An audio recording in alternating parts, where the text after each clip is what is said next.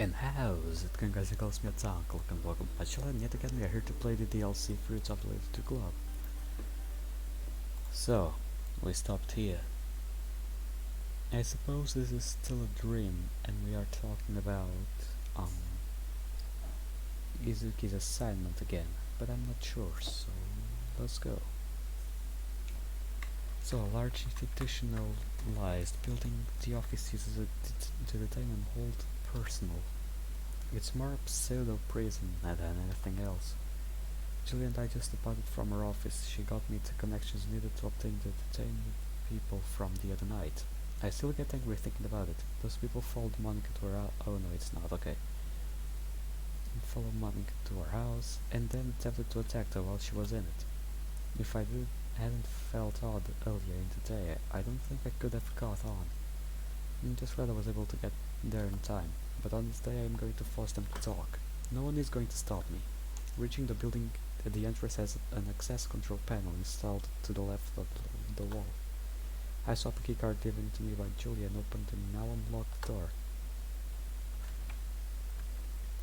Walking in the room, I see one of my targets handcuffed and restrained to a chair.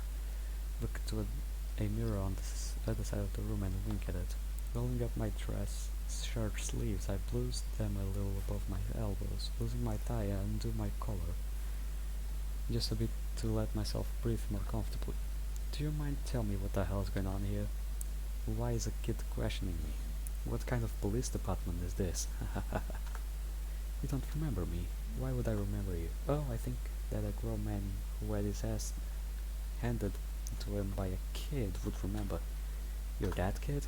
Oh well, this is just great. Give me your badge number. I'll have your job for this. You want my badge number? I place my face inches from his. It's 4219. I slam my right fist into the side of his head as hard as I can. His eyes bulge, and he nearly topples the chair over. Grab his shirt and sit him upright. You son of a bitch. How dare you do this to me? I want you your supervisor. I want your supervisor's boss. You are going to be in this seat for what you have done. Hey, let me tell you something, old man. I am not an officer. What? Then how did you get in here? I have some questions for you. If you answer them for me, I will leave, and you will go back to your cozy cell in the prison. Me submit to you? You're out of your mind, kid. Don't need to tell anything to anyone who isn't no cop, man. Grab hold of his head and force him to face me. Why were you going after the girl? Not saying anything, so go fuck yourself. Walk over to one of the corners of the room where a bucket lies. Grabbing the bucket, I retrieve a towel and place it over my shoulder. Next, I grab a container of gasoline from the bucket and a small metal rod. What are you doing? Me? Nothing, just preparing stuff for a game. A game? What do you mean by a game? You'll see. Opening the container of gasoline, I grab a towel and place it over the man's head. What are you doing? Stop. Oh, don't act like you don't deserve this. I grab the metal rod and after lifting the towel, I shove it into his mouth to force it open. What are you doing? You'll see what I'm doing soon enough. Wrapping the towel back over the man's head, I grab a large bottle of water stashed behind the bucket and uncap it. Letting the plastic cap of the bottle fall to the floor, the echo of it makes the man start to struggle in his restraints. Gripping his head in one hand, I force him still and slowly pour water on his face. Though as the water seeps into the towel, it begins to cover his head. He struggles to breathe and begins screaming. Keeping my eyes onto the man-covered head, I watch him struggle to breathe through the damned towel. The great thing about this method of interrogation is that he won't die. He will still be able to breathe, but he will constantly have the sensation that he is drowning. After about 30 seconds of him struggling to breathe, I remove the towel from his face. Are you ready to answer my question now? He lowers his head and looks down to his lap. The bar is in his mouth, still forcing his mouth open. As he grasps my air, I grab him and force him to look at me. Are you going to make me repeat myself? He gives a death stare and tries to headbutt me, but misses terribly. Alright then, you seem thirsty, let's give you a little more water. He starts to yell out again, and as I put the towel over his face, sloshing the rest of the water in the bottle around it, I slowly pour it over the towel. To deal with the act I'm committing, I tune his screams out and mentally take myself to another place. I can't be here right now. I can't give up what I'm doing until I learn what I need to. I will not let my emotions control me, this needs to be done.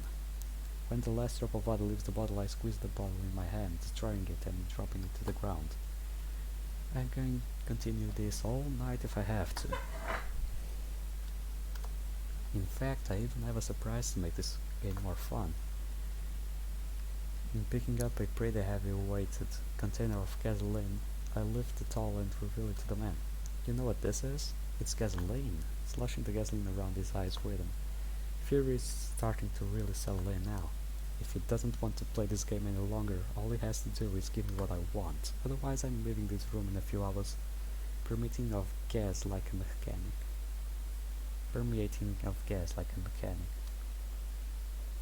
Now are you going to tell me why you went after that girl the other night? He weakly and slowly nods yes. Setting the container down, I grab the towel and slide it further back, and remove the metal bar from his mouth. Moving to eye level, and I wait for his answer. You monster, how could you subject someone of these conditions? Was that the answer to my question? Fine. I was asked to follow and kidnap the girl. I asked, who asked you to do that? I don't know who. You're lying. No, I'm not. I'm not doing this with you. Grab the towel and cover his face with it again. No, don't do this again, please. Standing back up, I grab the container of gasoline and start to pour a small amount over the towel. Well, gasoline is not water, it's thicker, so yeah, this guy's going to suffer. Not enough to fully asphyxiate him, but enough to make his eyes muse and throat burn. Ah, stop! It burns, it burns! I can do this all day. Tapping the side of the red container, I look at the mirror. I have an endless supply of water and gasoline to keep the fun going. After about 10 minutes of letting the gasoline do its work, he remains uncooperative in asking any more questions. Fine, I'll grab some more water. You seem a little thirsty. What? No, don't, please. Who asked you to hunt down and attack a teenage girl? Without hesitation, I open another bottle of water and start pouring. Ah, okay, I'll tell you. Just please get this off me, I can't breathe, everything hurts. Taking the towel off his head, I kneel looking in the eyes, which are bloodshot. This will end as soon as you start talking. I was approached by a man in a suit. He said I did what he asked me. He would make me a rich man. At that time, it didn't seem like a bad proposition. He said, look at this girl, then handed me a picture of her. What else? You operated in a group, so you weren't the only one this guy approached. The others are in the same boat as me. We were asked to locate the girl and take her. Where? Don't know, man. You know, for a moment there I thought you were going to be cooperative. I was looking forward to get you out of this room and into a proper shower. But now I guess I need to get... No. Fine. Damn it, he wanted us to take the girl to the docks southeast of the city. The docks? Did he tell you why? No, he told us to not ask questions and just do what we were told. One of the guys with us asked why we were targeting a teenage girl, and the man told him he was only going to get off just for asking. So I kept my mouth shut and just did what I was told. Interesting. So this man, did you learn his name? He only said to call him John Doe. What else can you tell me about this man? Not much. He had a powerful demeanor, and it was kinda hard to be around him for more than a few minutes. Did he mention anything else besides the girl, Val? No, just to get her and bring her to the docks. Does he know you failed? I have no idea. He could have had someone to follow us. Seems like something he would do. But other than that, I don't have a clue. Did he give you any means of contacting him? Not that I can remember. I remember questioning part of that myself. I didn't know where in the docks to bring the girl, or how to let him know we were there.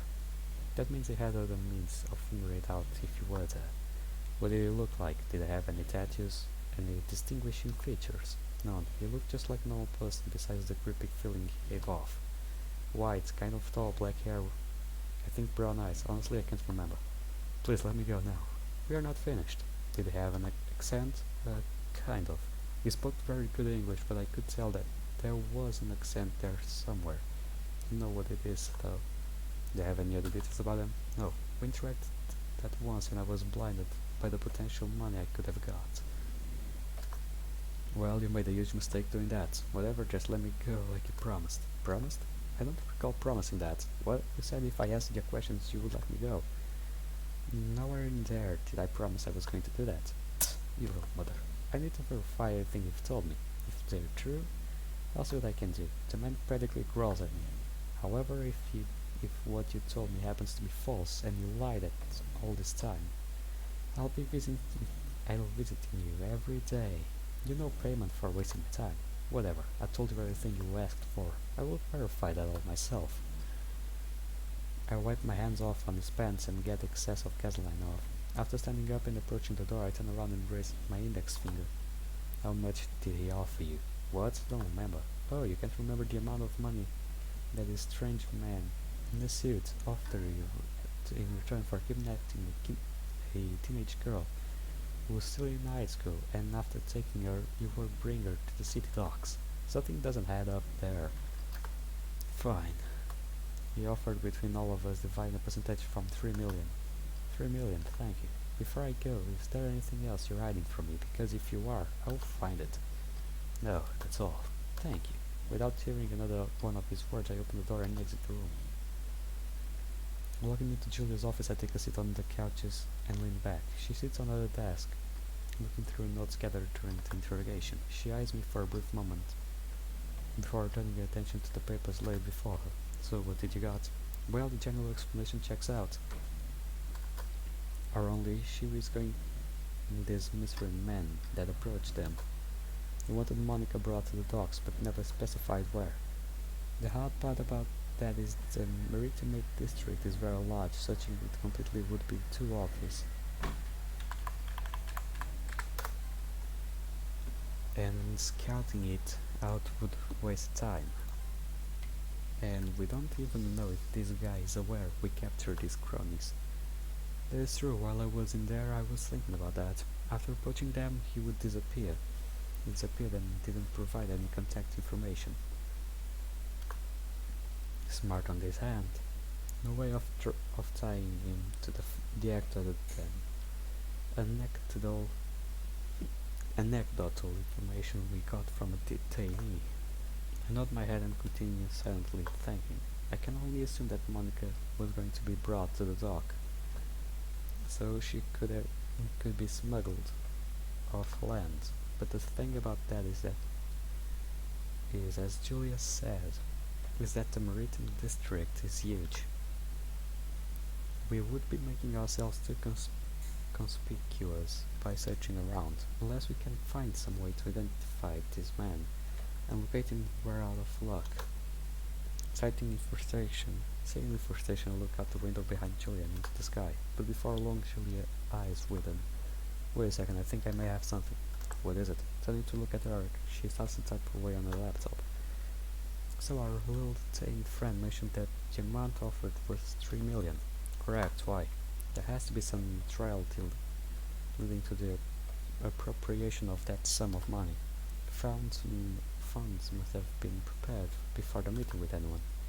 If we can find any transactions in the last 2 weeks around that amount, we can narrow down banks, branches, locations, and then finally camera footage. But the odd part is locating the bank that was used for the transaction.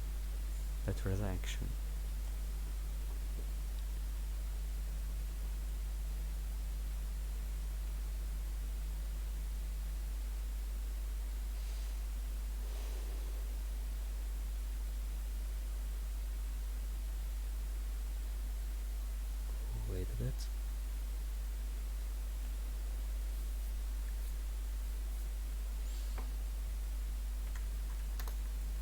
That's just great. Leaning my head back on the rest on the couch, I shrug and slap my hand against my lap.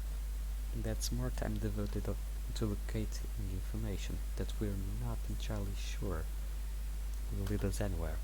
I want you to focus on protecting Monica. Plus, it isn't just you and I working on this. Miyuki is going to be helping too. And if you can recall, Miyuki has experience in international operations. She was an Eastern Branch agent at one point, and you managed to snag her away from them. With it.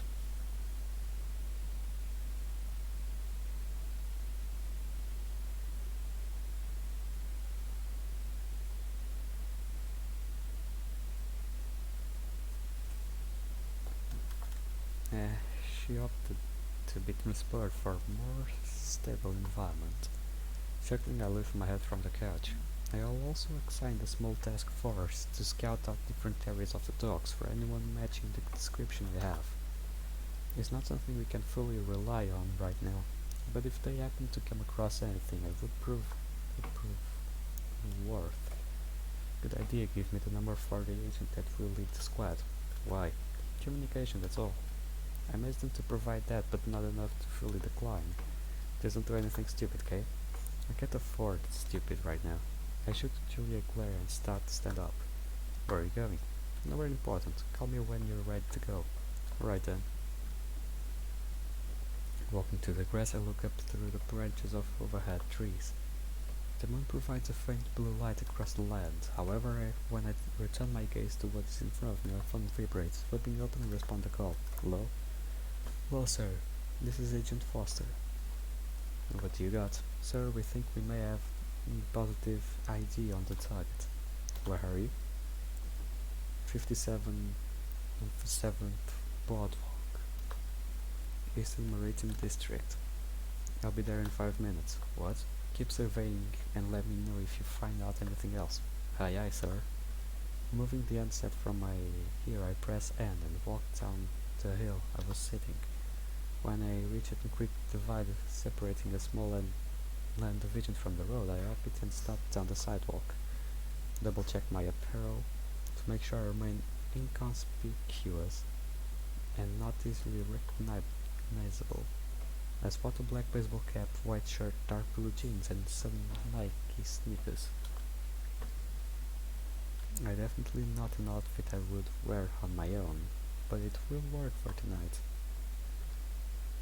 Approaching a dimly lit crosswalk, I notice the agent who just called me. He sits at a bus stop next to the staircase leading down to a boardwalk.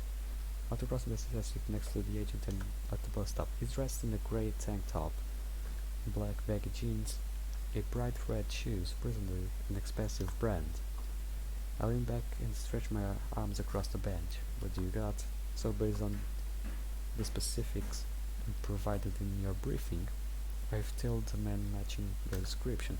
His behavior has hard to discern. He was dropped off by a red sedan and walked straight down the stairs into the building on the far left. I see. Did he notice you? If he did, he definitely had me fooled. Turning my head to the side, I glanced at the car driving past. Who else is here with you? Connors and Graham. And where are they? North and west side. Nothing from them so far? No one matching your description, sir. Alright, you're on me. Aye aye, sir. Lifting myself from the bench, I take a quick stretch and start downstairs. Is that the building on the far left, huh? Reaching a bend, I follow the path to the left until I am met with a rather large grey building, definitely used for some sort of supply and storage. Bordering the building is a chain link fence that stands about 10 feet high. Okay, wait a bit.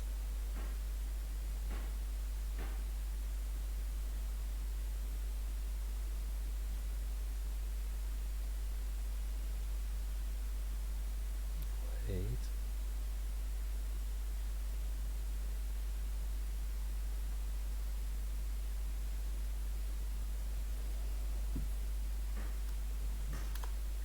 The various no trespassing signs are bolted to the fence posts. Ignoring them, I walk past the gate and transcend into the property. Keeping a nonchalant as possible in case I am found, I walk casually around the front of the building. The dark structure has all signs of lettering removed, leaving only a sun-bleached imprint behind on the wall.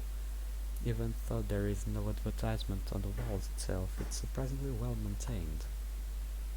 There isn't any trash on the ground, the fence isn't damaged, and the door to the building looks surprisingly new. Walk along the side of the building, checking my corners for cameras. The agent behind me taps on my shoulder when I look back and points up. There's a camera aiming towards the edge of the dock. Do you see the man into the building? From my view, I saw him walk down the side of the building towards the back. I assume that's why the camera is there. Interesting. Should we try the front door? No. A building like this was obviously at one point business operated. I would assume right now it's considered after hours since there is no foot traffic to run from the building. Okay. Oddly enough, seems good.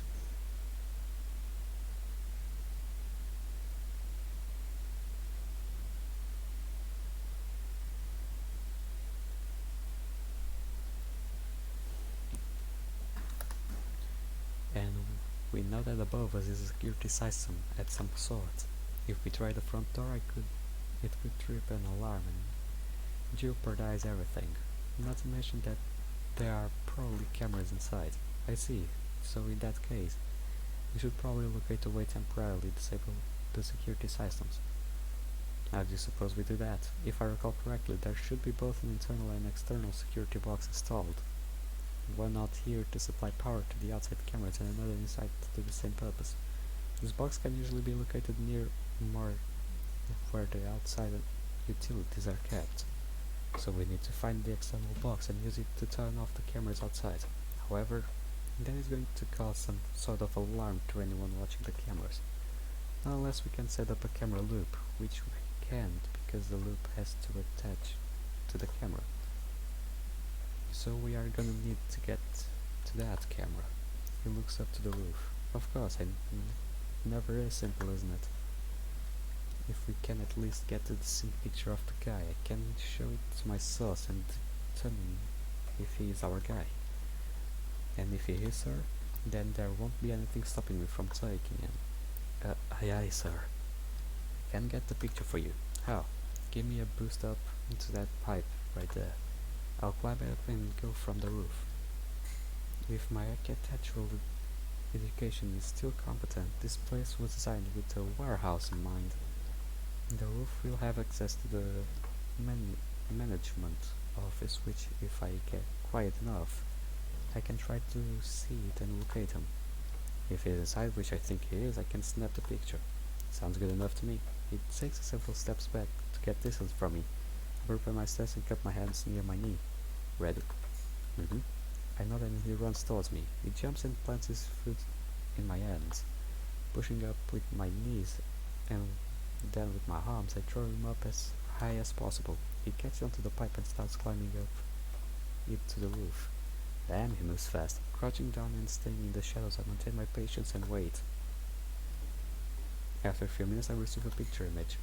In the middle of the dark room is a group of people talking, one of them in the black suit with a red tie, short black hair, and a very ominous face as described. Perfect. Saving the picture I send it to Miyuki and Julia and wait for their response. The agent looks down at me and begins to climb down. When he drops to the dirt, he looks at me and dusts himself off. Good enough? Very well done. Let's leave and wait for our response. Aye, sir. Taking the baseball cap off my head, I walk over to a silver surf parked on the side of the road and get into the back. The other three agents wait for me. Rummaging through a black Cavalier duffel bag, I grab a change of clothes. And gear up, we are going to get ready to move. Aye, sir.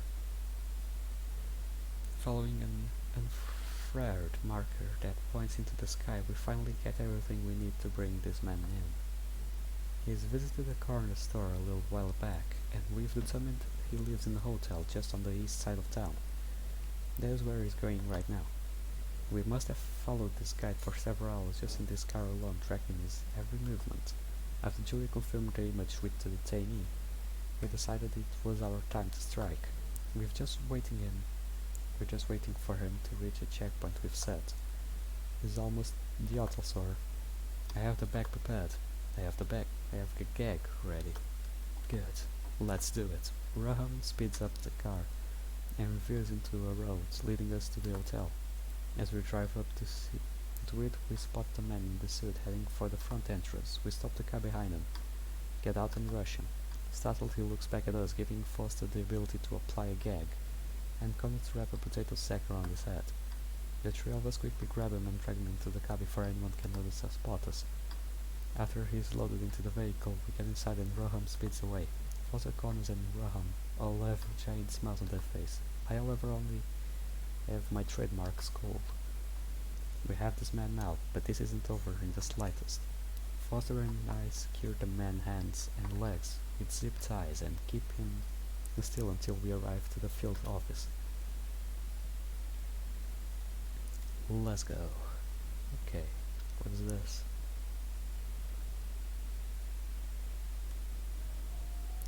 Splashing some warm water in my face, I quickly dry off a towel. After doing a quick beauty check to make sure everything looks alright, I walk back into the living room. It's kind of ominous when no one else is in here with me, but I can endure it. But Luke and Julia said they were going to do some important stuff today and that Jeff would come by to check on me soon. I appreciate everyone caring about me to such a degree, but I would rather just be with Lucky. Lately, he's been different. Like how he was I first met him, very abrasive, closed off and cold. I know it isn't anything with me. It has to be everything that's going on. I've never known Lucky to stress about anything before, at least until now. He can barely sleep at night, he tosses and turns, sometimes he talks in his sleep, or just lies in bed, awake for hours. But he wakes up in the morning, commenting that he slept fine, when I obviously know he didn't. It hurts my feelings a little that he doesn't tell me when he's stressed or scared. But since I have been around Julia a lot lately, I've been learning more about them. Especially that he is vengefully protective. I'm not quite sure what that means, but I'm sure it's something to do with Izzy. Well...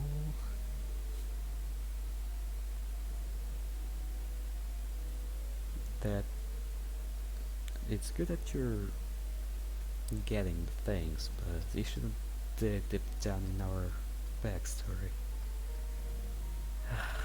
I personally wouldn't have problems and tell everything, but this guy was trained to not do that easily. Not even by torture measures, so yeah, I don't think it's a good idea. I know I shouldn't mind that too much, but in my mind I keep picturing him with this girl. She was popular in Japan and he and she got along together very well. And then I look myself and kind of realize that I am not at all that. Never compare yourself to others, you're too special of a girl for that. Lucky words wash over me like a shower of relief, but it's still hard to shake. Opening the door and stepping onto the porch, I take a moment to breathe in the country air. It's much different than what you will breathe in the city. It's much cleaner here, which is to be expected, I guess. The carbon footprint out here is much smaller than where I live. But no matter what, I long to be home, making my house safe and sound without the worries I carry now, which I assume is another factor in Lucky being so stressed. I'm sure he can see my discomfort and wants to rectify it as quickly as he can. But all in all, I miss the literature club more than anything. So, Yuri, Natsuki, all of you have become close friends with me since the inception of the club, and I miss all of you dearly. Julia left me her cell in case I needed to call her for an emergency, but I think I might give Theory a call. She's probably worried sick since the last thing I told her before leaving was, because of what happened, I am going to be taking a break from everything for a while. You're in the interim present until I come back. Theory had many questions, of course, but I didn't have anything to answer them with at the time. But the least I can do is call her and let her know I'm safe. Using Julia's phone, I called Sayuri. Hello? Hey there, Sayuri. Monica? I haven't heard from you since you left. Is everything okay? I've been fine. I'm just out of town for a while with Lucky. Well, no kidding, you and him just disappeared after you told me to take over for a bit. You should know not to drop something like that on me. I need time to prepare. Sorry about that. I'll make it up to you when I come back. So you're safe? Yeah, that's good. How is Lucky? Well, he's not doing too well. What? What do you mean? I think all the stress is finally getting to him. I'll just keep it there. Alright. What type of stuff are you two doing out there? Well, both Luke and his guardian Julie have been teaching me self-defense. Self-defense? Like fighting? Kinda, yeah. I don't think I could picture you hitting someone, Monica. You're too sweet. Thanks for that. How are Natsuki and Yuri? They are doing fine. We all kind of just read today during the club. I couldn't plan anything for us. Being club president is hard. How How do you make it look so easy, Monica? Don't know, I guess it just came naturally. Well, we all miss you. We hope you come back soon, safe and sound, alright? Alright, here, I promise. Yeah, so what are you up to right now, Mom? Just wanted to check on you. I am gonna on a walk right now and clear my head. Oh, then I won't keep you. Please stay safe, okay? I promise. Good night. Good night. At least you understood why I'm not around anymore. I was worried about that. Sarah is a sweet girl and the last thing I want is to worry of me. Yeah, why'd I have to deal with that here? Anyway, while I still have some time, I am going for a walk a bit. As I step out the cabin, I look up to the stars. I hope Luke is alright. As I approach the door, I place my hand on it and it opens from the other side. Probably it's Jeff. I hope it's Jeff. Shut up. Sir, we are going to be arriving right now. Where do you want us to take him? Take him to the holding area. Have Miyuki there ready to guide you. You're not coming with us, sir? I'll be a little late to the party. I have to speak to Julia. Understood. Let's get this bastard out of here and where he belongs. After we arrive at the back of entrance of the office, the three agents take the man into an ominously dark and tall grey building. I head for the main office where Julia is impatiently waiting for me. There you are. Sorry that I'm late. Sure you are. Did you get them? Yes, we're bunking in a cell right now. Thank God I'm beyond tired and you are making my night even more stressful. Then just rest for a bit. I can handle the interrogation myself. I know you can, but I still need to be involved. Procedures have to be followed. I understand, let's get going then. One more thing. What is it? I want to talk to you about how you have been acting lately. Why would you want to do that? Because I'm worried about you. You don't need to worry about me. Yes, I do. How can you tell me not to? Can't you see that what you are becoming? I'm not becoming anything. I've always been this way. I've just been suppressing it. Why? Because there wasn't a reason to act on these instincts, Julia. Monkey is involved in all of this bullshit and I'm the cause of it. I begin to raise my voice. How can you expect me to just be okay with it? With all of this? If I had never come here, Monica wouldn't be in this mess. Listen, I know that what happened with you and Izuki still strikes you, but that's in the past now. I have to focus on the present. What the hell do you think I've been doing? I'm not doing a lot of this for Izuki anymore, Julia. You're not? I'm doing this so I don't have to repeat of Izuki. I see. Well, I am hoping for the same thing. The day that Ashley told me about my relocation and reassignment, I couldn't believe it. I still had so much to do. So much to say to Izuki. It's in the past now, okay? Just like my father, what he did to me and the hell I put you on and Ashley through raising me. Nothing in the past ever disappears, Julia. It's still always going to affect you in some way or another. Whether you run from your mistakes or you embrace them is a hard decision we have to make. I choose to run, which is why I tried to forget it all and start my own life. But look what happened. I only brought danger and harm to Monica and myself. The only way I can live with everything is to end this nightmare once and for all. Julia, once I find who caused all of this, I will take them down, and I can finally rest. Are you absolutely sure we can find out what that is? No, but Monica doesn't deserve to be half-assed attempt of his. I'm giving it all. I'll give it my all because she deserves it. I see. Well, please don't lose yourself in your anger and frustration, okay? I don't want anything bad to happen to you because you got worked up. Julia, I've been restricting my emotions ever since I read Ashley's final poem and Monica's response to it. Ah, I saw that. You knew about it? Yeah, it was my idea. She wanted to learn more about Ashley. And the best way for that was to read a poetry. I see. I also overheard your conversation with Monica, talking about me while I was in the shower. Damn it. The reason I've been acting strange lately, Julie, is because I cannot afford another mistake. I can't let anything else happen that I would regret for the rest of my life. I am allowing myself to freely perform my duties as I used to, without emotions and consciousness. Don't you think that's a little dangerous? I don't care anymore. Well, alright, let's get going now. Julie silently nods her head, still processing the information I've dumped. Hey yo, let's have fun now, shall we? Walking into the cell, I tell the other three agents to leave, the man in the suit in the middle of the room tied to a chair. When all the three of them leave, I close the door behind him. Taking the potato sack off his head, he looks at me in the eyes furiously. Losing the bag, I let him speak. What is this? Who are you? He's initially angry, he starts to cause me to slap him in the side of the head. Ah, what are you doing? He struggles in his restraint and tries to shake out of them. Shut up, I need something from you and you're going to give it to me. Why would I give anything to you? You just kidnapped me. Oh, don't be melodramatic. You'll be fine as long as you tell me what I want. What could you possibly want from me? You've been flaunting quite a lot of cash, aren't you? Staying at one of the pricey hotels in the town, wearing expensive suits, hiring people to attack innocent women. What are you talking about? That's severe accusation. I haven't done anything wrong. I reach into my pocket and grab my phone, opening it and turning the screen towards him. Is this you? He looks at the picture and starts to pale on top of his profuse sweating. Yeah, so? What exactly were you doing in there, though? Who? That's not my name. Then let's see what your name is.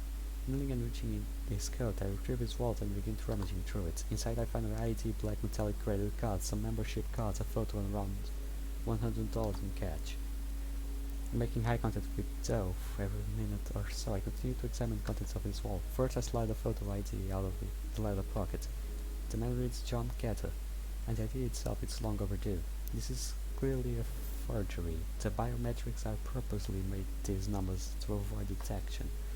The under the guise that the holder is still able to validate it can use it as normal, so that's no use. Putting the ID back into the wallet, I slide out the credit card. It's in excellent condition, almost if it was never been swiped before. But that's to be expected. Cards like this are for pretty important people with massive bank accounts. This could be our direct link into finding out who appropriated that 3 million. Growing dough in the eyes, I slide the credit card into my pocket. We'll see about the 3 millions, won't we? Hey, don't take that. That belongs to me. Returning my attention back to his wallet, I scour through the various business and membership cards, finding nothing useful in the end. Next, the photo. When I slide it out of his sleeve, I hold it out enough to light it and illuminate it. It's a Polaroid photo of a woman and a child sitting in the grassy field. That's basically all there is to it. Nothing that's out of the ordinary. Here's the woman and the child. They are my wife and son. Wife and son, hey? With this kind of job you have here? I don't know what you're talking about. What were you doing? In the warehouse. Grabbing his coat, I pull him towards me and raise my voice. I was making the trade deal, damn it. The trade deal? Go on. Why do you need to know? Stop playing dumb and tell me what I want to know. You're not fooling me with your innocent charade. Second, I attempt to slip the photo back into his wallet, but something catches my eye. By the width of the photo is too thick. Pressing my thumb against one of the corners, the picture folds over on itself. Wait. Grabbing the corner, I peel and discover there is another photo underneath it. It's a photo of Monica and me walking home from school together. What's this? Turning the photo and facing him, I watch his face turn pale. He stutters for a solid minute, reassuring me he's speechless. But his defeated demeanor vanishes to reveal his sinister grin. You're the perspective one. I'll give you credit for that. Don't need your compliments. Tell me why you hired people to hunt an innocent girl. Why would I ever tell you that? Because if you don't, blood will continue to shed. And what would you lead you to think I cared? I gently gestured the picture to him. Your wife and child. They had nothing to do with this. Oh, but they will. What do you mean? In the bottom of the picture is a black ink saying Furano Hokkaido. And reasonably recent date. So I assume this woman is in Furano, in the Hokkaido prefecture in Japan. What use will that do you? Opening my commissioned phone, I dial Julia's number. As the line rings, I stand back up and pat my hands off on my slacks. What are you doing? Julia, can you get me a ticket to Japan? What? Very specifically. Hokkaido Furano. I hear it's nice over there right now. Are you sure about this? Yes, I'm sure. Can do a few jobs over there. At their field office anyway. You know, the real acquainted with the area and the people. I see what I can do. Thank you. Handing the call, I close my phone and lean against the nearby wall. You wouldn't dare to go after my family. They are innocent. Innocent? You want to talk about innocent? Look at what you're doing. You're hiring people to assault and kidnap an innocent teenage girl, and you want to talk about innocence? Grabbing hold of his tie, I lift him up by the collar. Where is the logic in that? Where in there would get your edge? In the game that we are in, my dear Mr. Doe, we shut ourselves off from the ones we care about. But no matter what, we all have our lines, our boundaries per se. It's our own decisions that will influence if we go over those boundaries. Me making a visit to your wife and child wouldn't be much different than your man visiting my girlfriend. And I think you owe me a few. You're right, I hired random criminals to work together and kidnap the girl. Of course I'm right, I don't then want to put myself in a situation like this and not know any better. One thing I would like clarified is why you're hunting this girl. Why are you doing all these extreme lengths for her? She isn't even Izuki. I'm well aware Monica isn't Izuki. Him knowing your name sent a shiver down my spine. What is going on? Then why are you going after her? You see, Luki, our focus isn't on Monica, it's on you. Me? Start explaining. You're both a threat and liability. You're saying that like I don't already hear it often. What makes it so special? We've known you for quite some time, and initially we could just ignore you, and you wouldn't be a problem. But just like your track records dictate, you're unpredictable. However, after some close watch, we were able to manipulate you. Manipulate me? Step by step, you just kept making it easier for us. What are you talking about? What does any of that have to do with Izuki? Where is she involved? She disappeared and wasn't seen again. Rumor has it, she committed suicide shortly after you left. What did he say? Business begins to fog my head while my body begins to feel cold. No, get over it. You can't afford to think about that right now. Keep your compass here, Lucky. Swallowing excess of saliva, I look back down at Doe. Why was she involved in this in the first place? Why did you focus attention from her to me? You were exposed to information that we simply couldn't have out. Information? What are you talking about? Isn't it obvious? What does he mean? There is something else they aren't seeing, something else we just aren't getting. Looking at the reason why we even accepted the contract in the first place, let alone assigned 4 digits to it, after he had said it was for efficiency. Does that make sense to you? Yes and no, I can understand why sending the 4 digits instead of a team of 5 digits is efficient, but not for this type of ordeal. The agency wasn't interested in protecting Izuki. What? What do you mean by that? Because that the agency was more focused on her father. So what exactly I'm gonna protect him for? Well, there's a group of organized crime members that apparently want to kidnap her and use her for ransom. There is also a possibility to do to her father's wealth. There might be a price on her head. Izuki was entirely innocent all along. Their focus was her father. Her father was in possession of information when I was protecting her.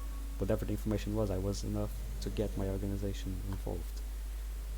It was substantial too, because instead of a normal team, I was assigned to the contract.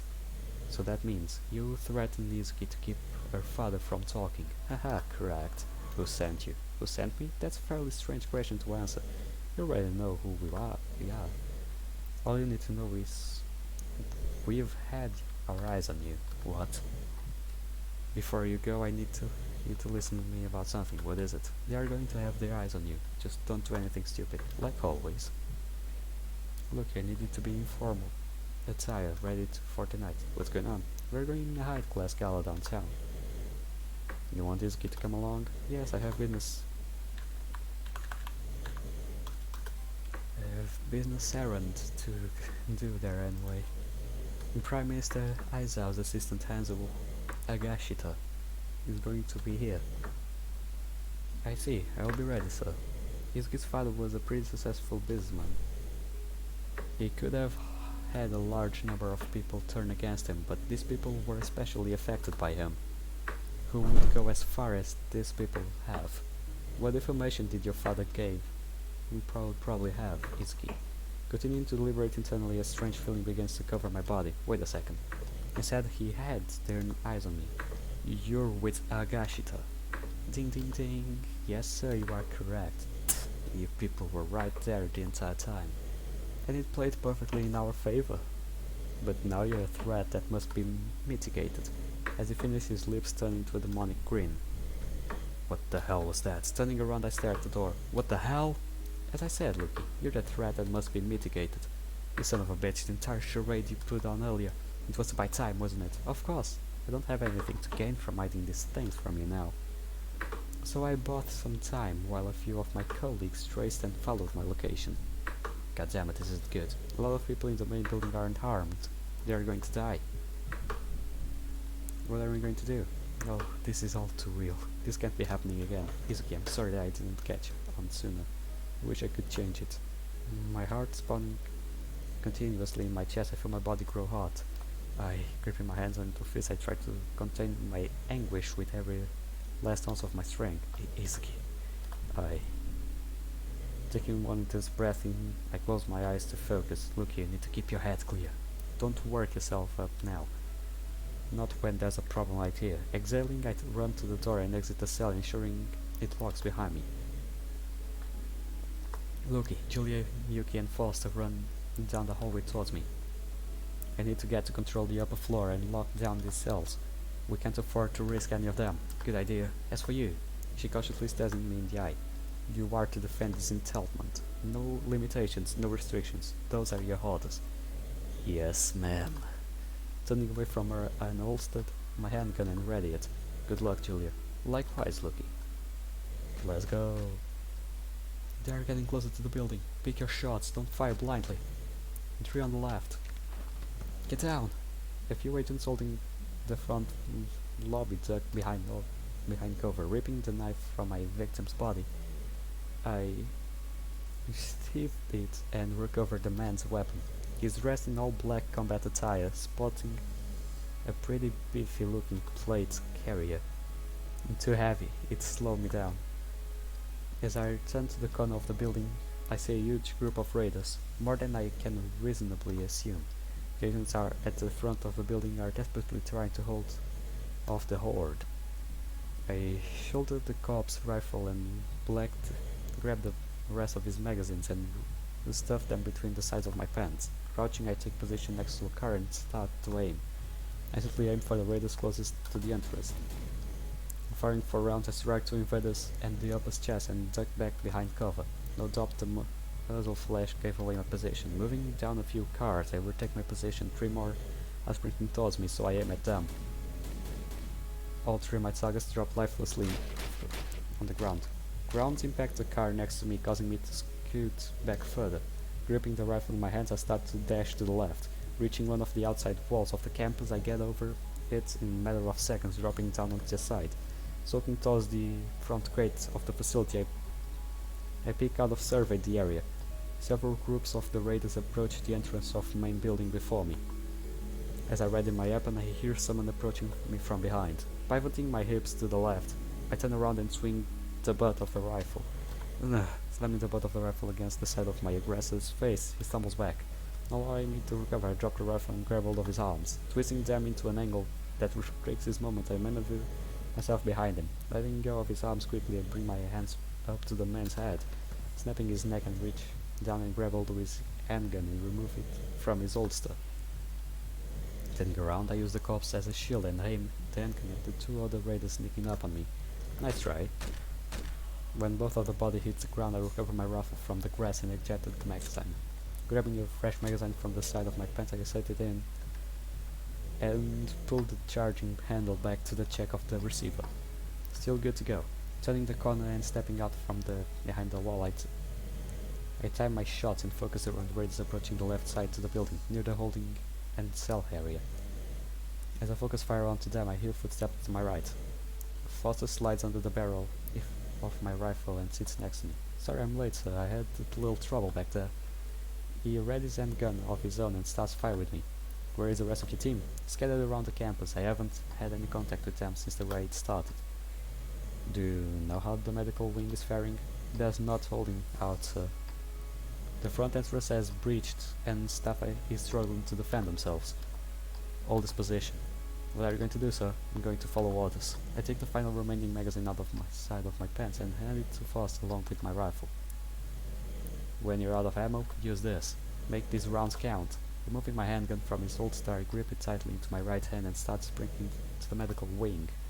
Approaching a group of raiders from behind, I wrap my arm around one. Before he can react, I place the barrel of my handgun against his neck and fire. Throwing the cops to the side, I launch forwards the others before me. Kicking one to the ground, I dash to the side to avoid the fury of gunfire going on around me. Get out of my way, all of you. As I continue to fire, I push my way through the bodies. I keep my mind on the goal. The front entrance of the medical wing has been breached, and I run through the remnants of the door. Please don't hurt me. I hear a woman crying for her life down the hall to my left. Keeping completely silent, I sulk down the hallway, peer into the hospital room. One of the raiders, still dressed in black, holds a rifle to another's head. Holding my knife up long hand, I sneak up behind the raider and suddenly smack the side of his weapon, causing it to flail off to the side and away from the woman. Taking this opportunity, I bring the knife to his throat and slice it open. What? Blood begins to pour down his chest and reaches for what used to be his neck. Pushing him to the side, I kneel to the woman. Are you here to save us? Get out of here. Go to the back of the campus into the clothing bay. There are agents that are holding the fort. You'll be safe. But there's others that may need help. How can I leave them? You're not good if you're dead. Do as I say and get out of here. She hesitantly nods and stands up.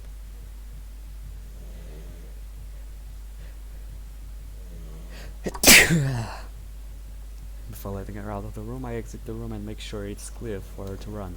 Go. Thank you. She runs down the hallway and safely out of the building. Looking at the knife in my hand, I stare at the blood covering the blade in my hand. I'm completely covered in blood of my friends and my allies. Tightening my grip around the knife, I lower my hand and look down the hallway. 3 raiders walk through the busted door behind me. Being quick on my feet, I jump to the side and kick a gurney towards the closets. It collides into him, stumbling him and allowing me to jump on. Swinging my legs to gain momentum, I kick the side of his head. After he hits the ground, I push my feet towards further push the gurney. Pulling myself backward, I hop off the gurney and straighten my forearm and block an incoming blow. One of the raiders slams the butt of his rifle against my arms. Wrapping my right hand around his rifle, I pull him over to me. Once we make contact with each other, I pivot my hip clockwise and throw the man over my shoulder. The third pushes the gurney back into me. As the rail touches my hip, I throw myself over the gurney just enough to land on it. Effectively riding it away from the raiders, I turn around and line up my shots. When the bodies fall limp, I stop the gurney and get off of it. But a heavy set of footsteps come from behind me. Turning around, I see a huge raider step out of the hospital room, wiping blood off a longer silver blade. He regarded today strong, but not anywhere near me. You kill defenseless people. Getting into a form and raising my arms, I wave him over. Now try your luck with someone ready for you. I'll crush you like a kitten. He cracks both of his neck and knuckles as he steps towards me. I have a reload before I can continue firing.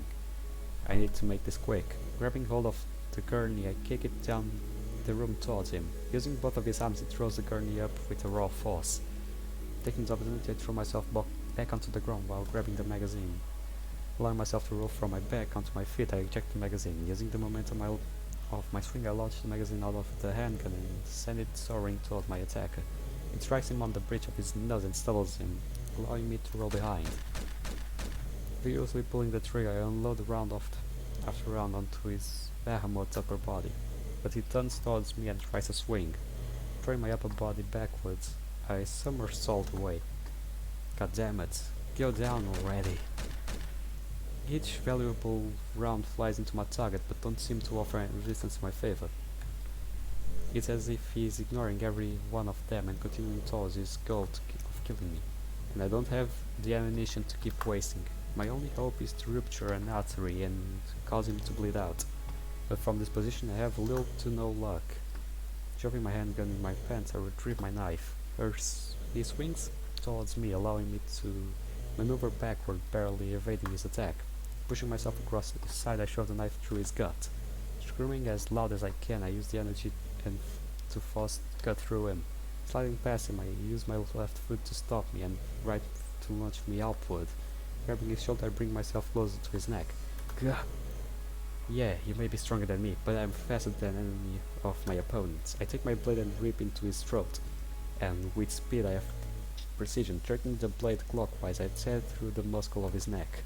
Releasing my grip from his neck, I fall to the ground and roll away. He reaches for his neck and tries to stop the profuse amount of blood pouring from it, but he quickly turns pale and topples over head first. Taking the second to look over my breathing and my resolve, I stand back up. Scavenging as much ammunition as I can, I start to head around back towards the holding area,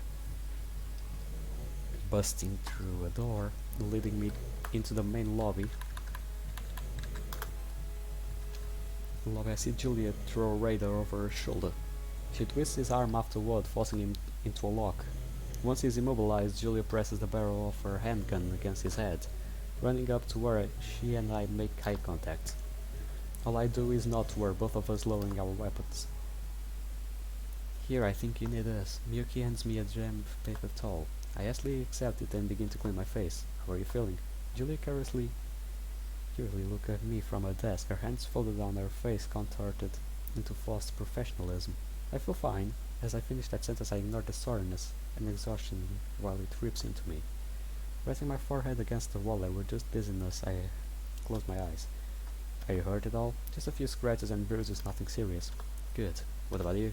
Well, I need to redo my makeup. How terribly tragic.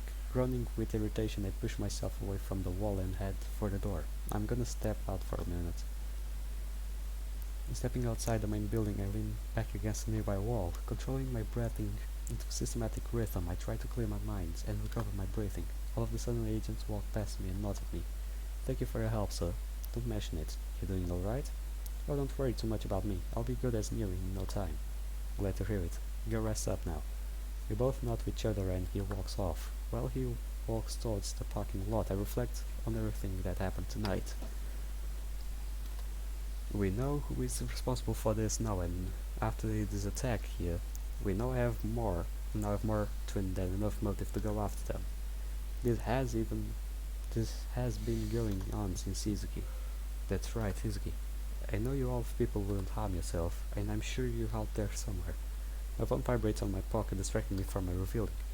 I look at the screen to identify the caller. It's Jeff. Answering the call, I place my phone against my ear. What is it? We have a problem. What do you mean? An abrasive shiver starts to trickle down my back. The cabin has been ransacked, and I can't find Monica anywhere. Loki. Remaining silent, I end the phone call before saying anything. Pocketing my phone, I start toward a cell with a certain individual in it. And throwing the door open and slamming it shut behind me, I face Doe. Back so soon? Where is she? Keeping my voice calm, I cross my arms and peer into the soul behind his pupils. My, whatever do you mean? He looks up at me. Wait. He looks up at the light smugly. Oh, are you referring to the fact that you neglected Monin? How tragic for a pretty girl like her to be put in this position. Gripping my hands into fists, I walk close to him, never take my eyes off his. Oh, this gotta be good. Wait a bit, need to close the windows. Wait.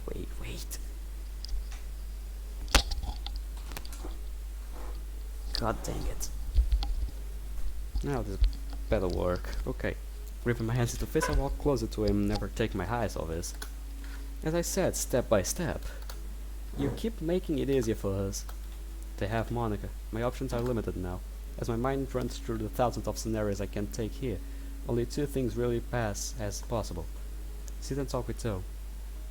Use force to make him talk. I don't get any other option. This is going nowhere if I want to save Monica. I will have to force him to talk. Gritting my teeth and turn around and walk out of the room. What, giving up already? Are you serious, stupid kid?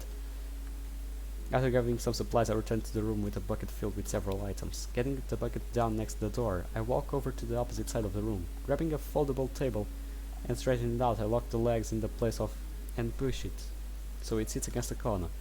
Turn to the bucket and delicately reach into it, and a hand pull out several neatly wound robes. Joe sits and watches me. Big man talking shit just a minute ago, hey? You'll regret your entire life when I'm finished with you. Securing the table in place with some clever tie-downs, I turn around and look at Doe in the eyes. Tell me where Monica is. Ah, slamming my right palm against his cheek, he jerks to the side. I don't want to hear your snarky comments anymore. I'm done playing games with you. Grabbing his face, I force him to look me in the eyes, projecting his disdain and anger I have into his soul. As his eyes stare into my pupils, beads of sweat start to form on his head. Grabbing his collar, I start shaking him back and forth violently. This is going to be your final chance to tell me where Monica is, without getting hurt. He tries to make eye contact with me again as I shake him, but fails to control his direction his head flies. Without a doubt, he has whiplashed right now. But whiplash isn't going to get my girlfriend back. What are... Pulling him forward with great strength, the chair tips and he starts to fall. Stepping out of the way, I watch him fall into dark, cold concrete. Gah! Grabbing the back of his chair, I force him to sit upright again. Have you gone crazy? You can't do this too. I can do whatever I want with you. That's it, partner. Go on.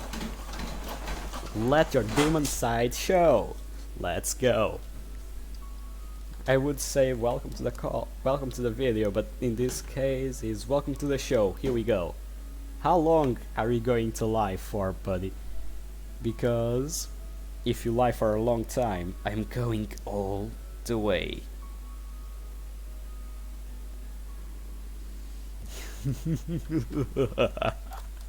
Taking a step back to get some distance, I walk towards Doe and kick him in the abdomen, knocking the wind out of him and throwing the chair backwards. His body gasps in desperation for air, but after successfully throwing off the rhythm of his breath, he will start to panic as he struggles. Sitting him upright yet a second time, I let him regain his breath. Standing over my prey and looking down, I watch as he screams in pain. This man, the amount of pain he has caused in his lifetime, is much greater than anything I could ever reciprocate to him.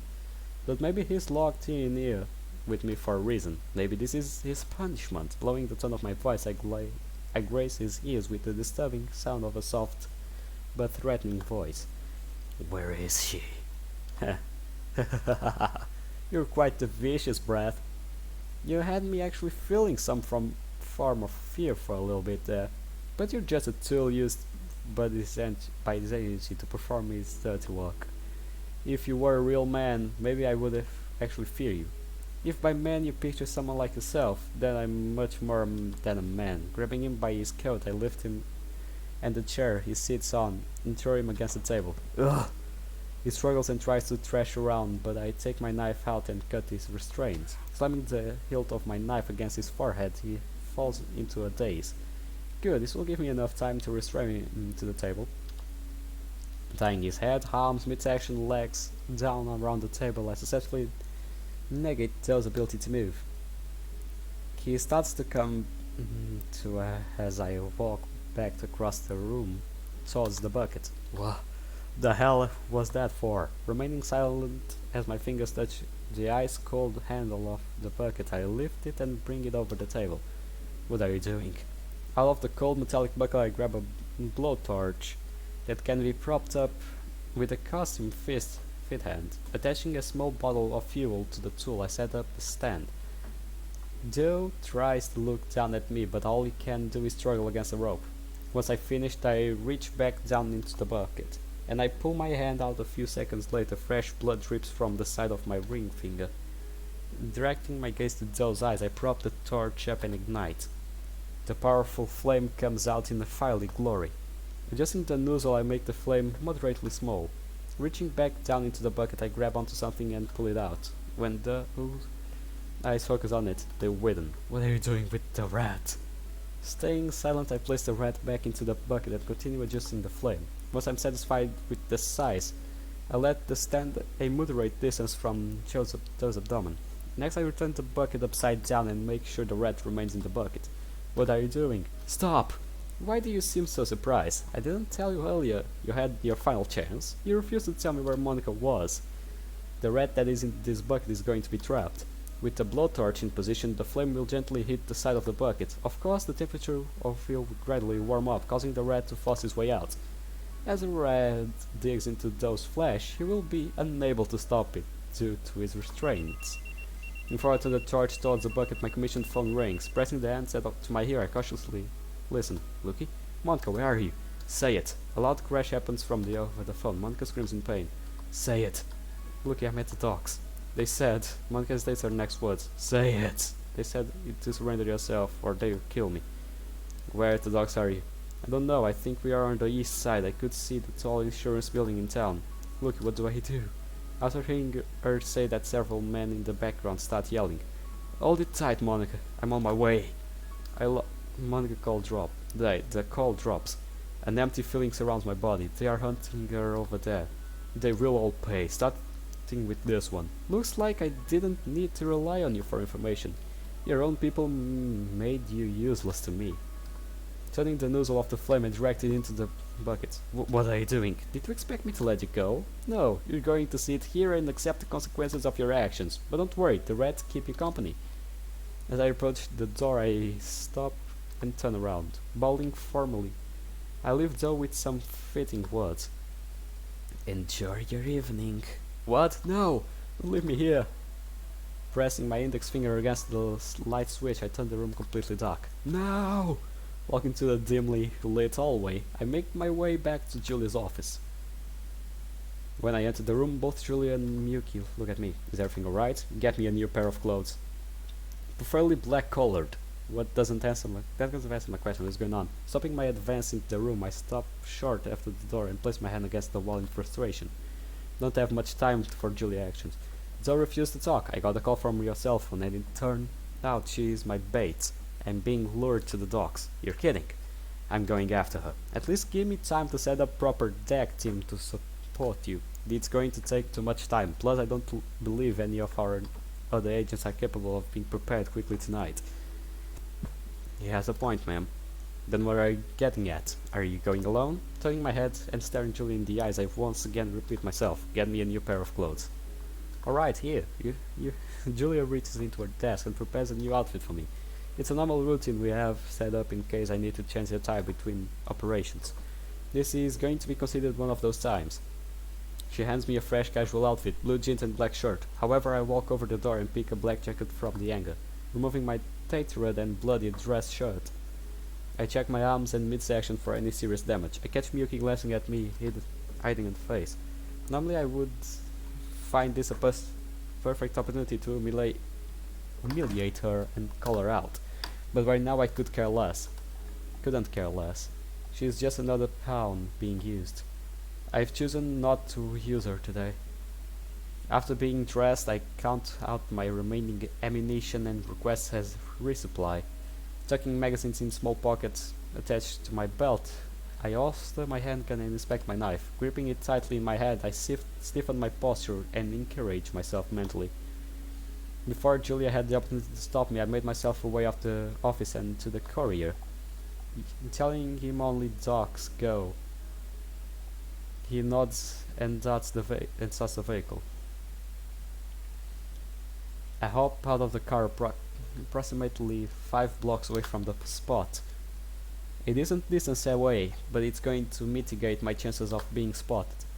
Controlling my breathing and keeping my cool, I start to navigate a narrow hallway along the edge of the maritime district. Using one of my jackets, I put the hood on to cover my head. As I follow the narrow path, I find myself creeping directly up to the outer walls of the cargo bay of the docks. The moonlight shines down. The cascades, shadows and figures all around the area. These shadows are going to be my method. Eventually reach a small brick wall that I escape. Dropping down to the other side, I duck down and look around. The varyingly colored storage crates line the docks up and down, creating little aisles. Okay. Picking my head out from the nearby corner, I look left and notice 2 adult men walking towards me. Keeping still, I wait until they cross in front of me. You think that kid's gonna show up? Keep your voice down, idiot. And yes, I think so.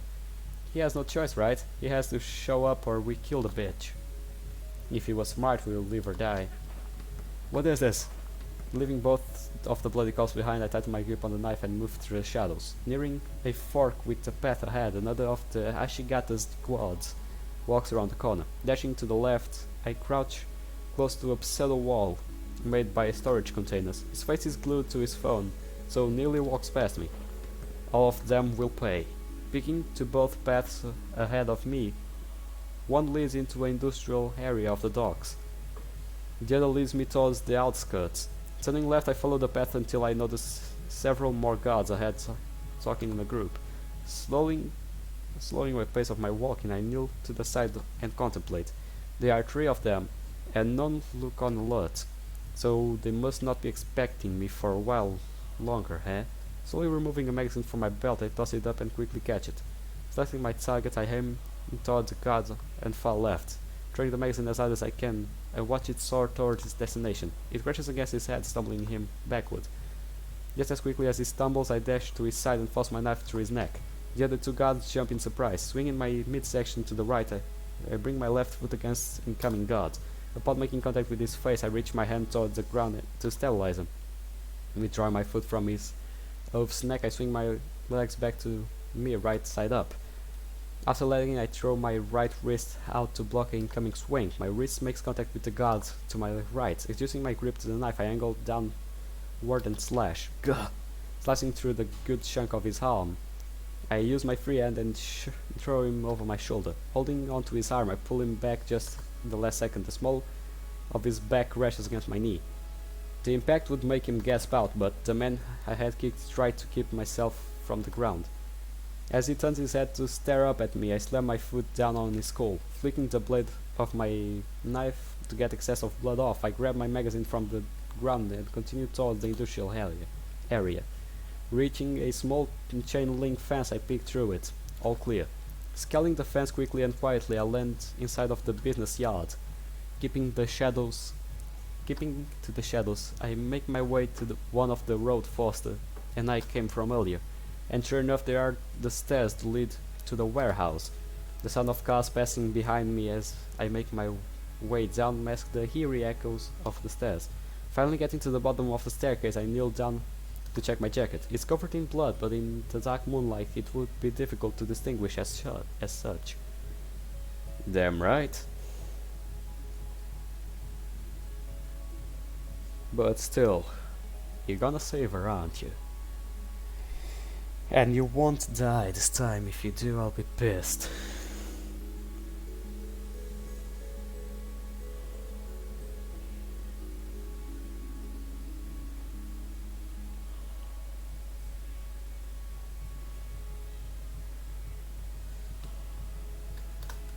It looks like half decent design, however I'm going to be in much more public area now, I can't afford the risks. Taking the jacket off and throwing it over a nearby wall and into the water below, I make my way towards Doe's warehouse. 2 more guards sit outside of the fence where Foster and I had originally entered. They are so distracted by talking to each other that I can quickly jump over a nearby wall. I'm gonna have to climb up. Shooting my knife, I look up at the building before me. The warehouse is directly behind it, so I can get myself up there. That will make this a lot easier. Quickly surveying the property, I notice a power box located near the back of the building that will give me enough aid to catch the siding of one of the windows.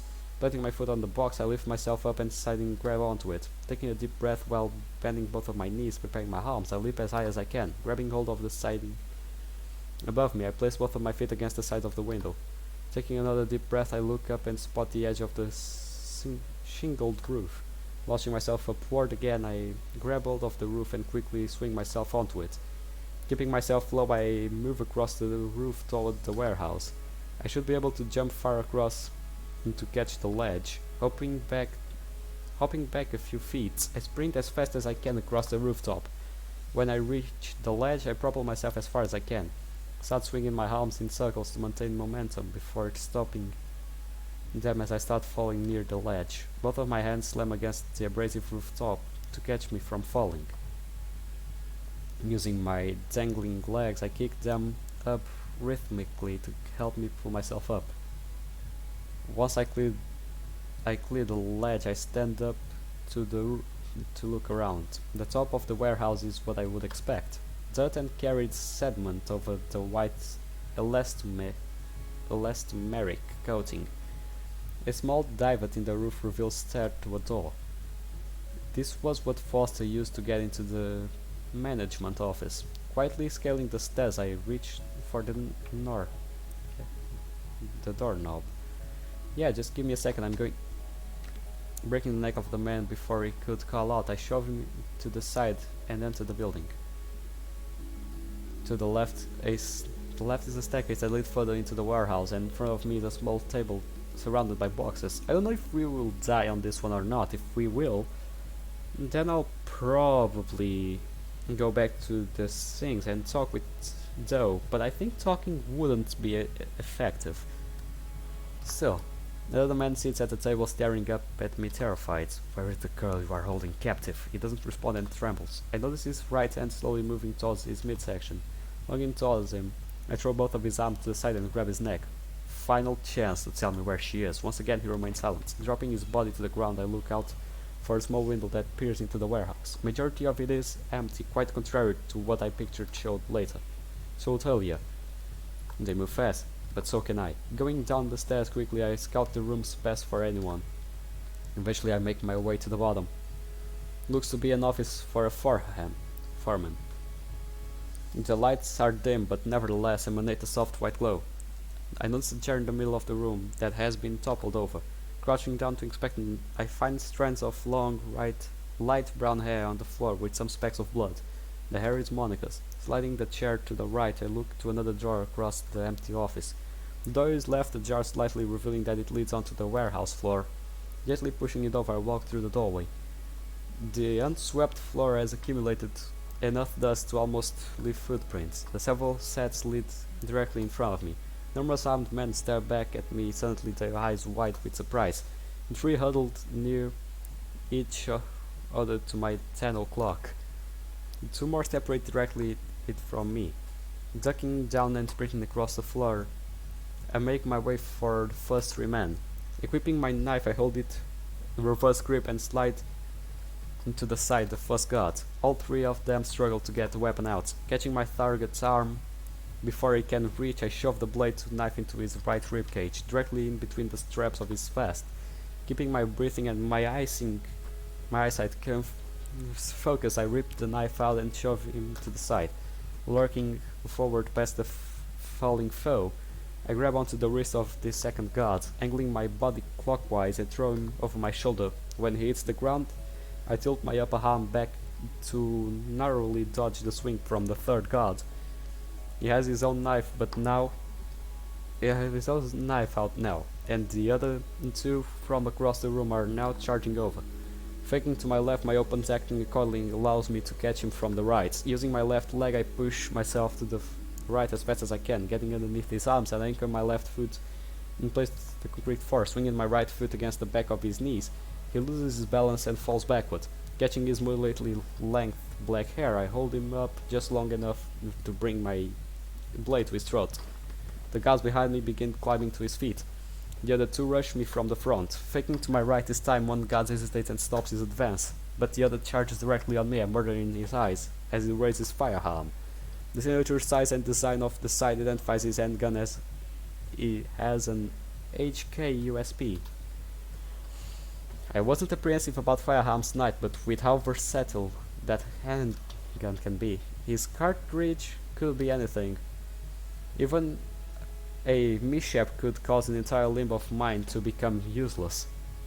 If I can't take the remaining obstructions out silently, I can't keep my incognito status. I have to be even faster than I am now. Bending my knees, I throw myself forward. The sudden change of my approach causes the man to hesitate and also stop his advance. Rolling to his left side, I stand up and throw my elbow onto his right temple. The sudden impact against his head temporarily stuns him, his arm being to fall limp. Taking advantage of this, I press both of my arms against his chest, forcing my arms up to break the grip he has on his handgun and open up the opportunity to attack. Swung the straps of his vest, I open up a vital artery near his shoulder. Kicking him back into the other guard, I turn around and start swinging at the man behind me. He hops and dashes side to side to dodge me, but with each swing I am surveying how he fights. And now I can articulate how he's going to move. Repeating my same attack pattern, He does exactly the same movements as before to dodge them. Before I finish with my final swing, I suddenly dash forward and tackle him to the ground. Gah!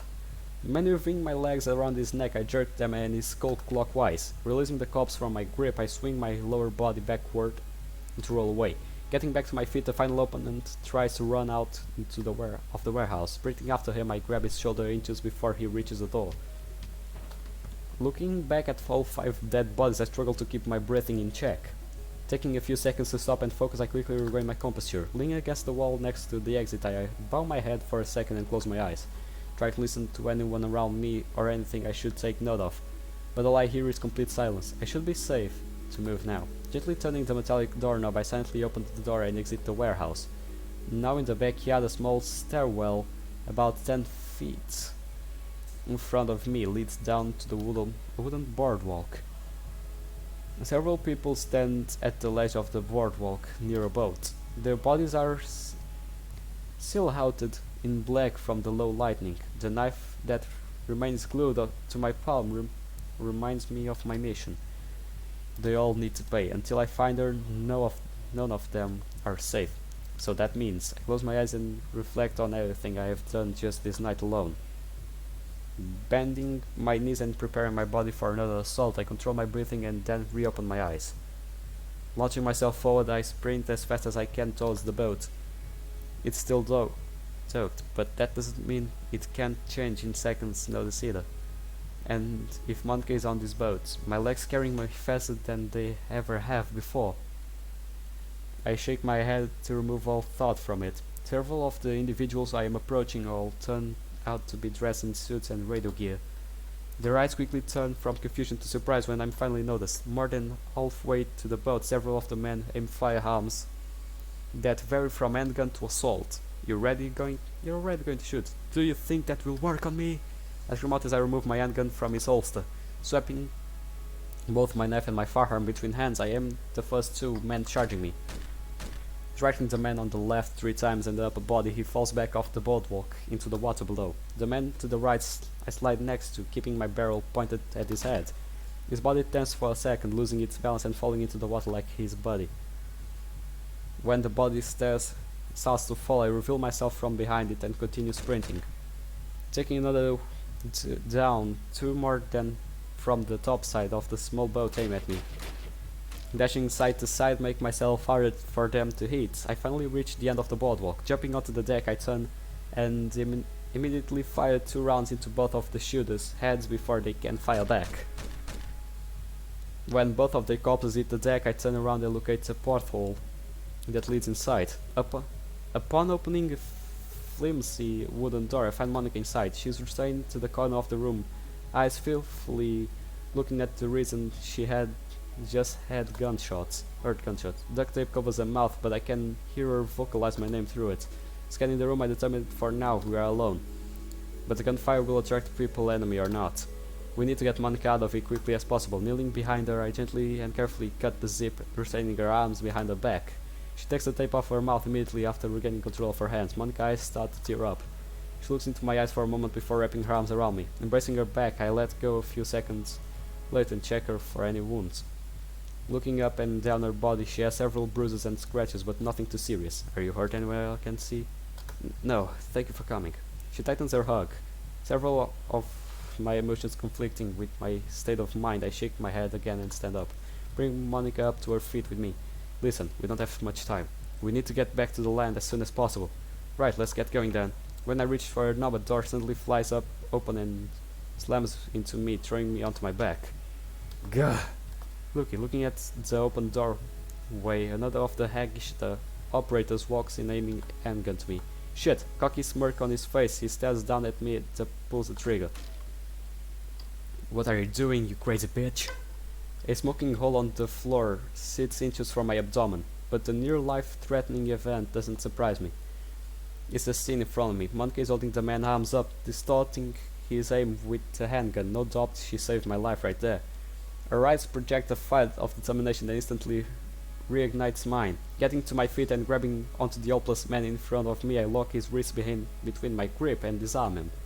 Monica, look away. She looks at me with a faint fog of fear in her eyes. Complying, she turns head away tightly, shut her eyes, wrapping my hands around his settled neck. I do what I was bred to do. Setting the body to the ground, Monica returns her gaze to me. I'm sorry for that. A slight twinge of sincerity in my voice. I try to offer something in the form of consolation, keeping the forgetting that there are others out that don't want to kill. That I don't want to kill.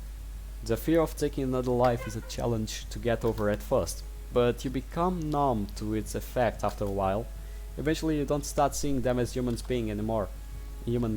They become obstacles that you have nothing more to you and nothing more. They don't mean anything to you, nor will they ever. That's why you kill them. But for someone like Monica, this is not something she is okay with. However, we have no more time left. Grabbing her wrist exiting the exterior, Monica and I quickly hop off the deck and onto the boardwalk. Both of our paces turning into running, we make our way back along the long and narrow wooden path, my eyes completely scanning every dark corner and shadow for anyone. You can definitely tell people are more active now that they have heard the gunfight. Successfully making it across the path and back onto land, I take Monica across the yard and back into the road I came from. If I can make it to the edge of the docks where I came from, we can hide and find a way out of here quickly and quietly. Reaching a wall I scaled on my way up to warehouse, I help Monica climb over it. After she lands on the other side, I follow suit. Both of us start to slow our paces and stick to the shadows until we reach the signature storage crate aisles from before. This is good. We're nearing the outskirts of the docks. All of a sudden, a group of people come from one of the aisles in front of us. Pushing our way past them, they all jump as if they were startled. Civilians, maybe. It's too much to risk on stop and chance. Eventually, getting to a small open area, Monica and I stop in the middle of it. Behind us, a ledge that drops into the water. If it wasn't for rusted debris onto the water, I would say we could make our way out from there, but that's not an option. Sensing an incredibly large amount of people surrounding us, shadows turn into solid figures and armed men, on variety of outfits. Some are wearing suits, some are wearing all black clothing, and some are wearing tactical gear. Damn it, we've been trapped. The armed men close in on us, but a single man in a suit steps out from the mass. Well, this is a surprise. Agashita. Okay, I remember this man. Anzo Agashita. Prime Minister of Japan. Monica gasped behind me. Of all the people that would come here tonight, why you? At first I expected this to be done quickly and painlessly. However, I felt it necessary to intervene after I took longer than I could accept anymore. It's that way you dispatched a raid on my field office? Correct. It was to line everything up for what I planned days ago. Yet once again you cheat death and reality by showing up here not even a few hours after it. You look beyond fatigued. Yet here we are. Raising the tone of his voice and clenching both of his fists, he plants his eyes directly into my eyes, killing many of my men with reckless abandon. Normally I would be fine if you had killed a few, expected that to happen. Call it a patriotic sacrifice. Sacrifice from those who were lost. You really are a politician. I had some pretty big shoes to fill. Oh, you did? I'll have pretty big shoes to fill your asshole now. You know, growing up in Japan, I had a traditional family. My father wanted me to continue his work once he retired. Being one of Japan's most prominent politicians, I had no other choice but to learn.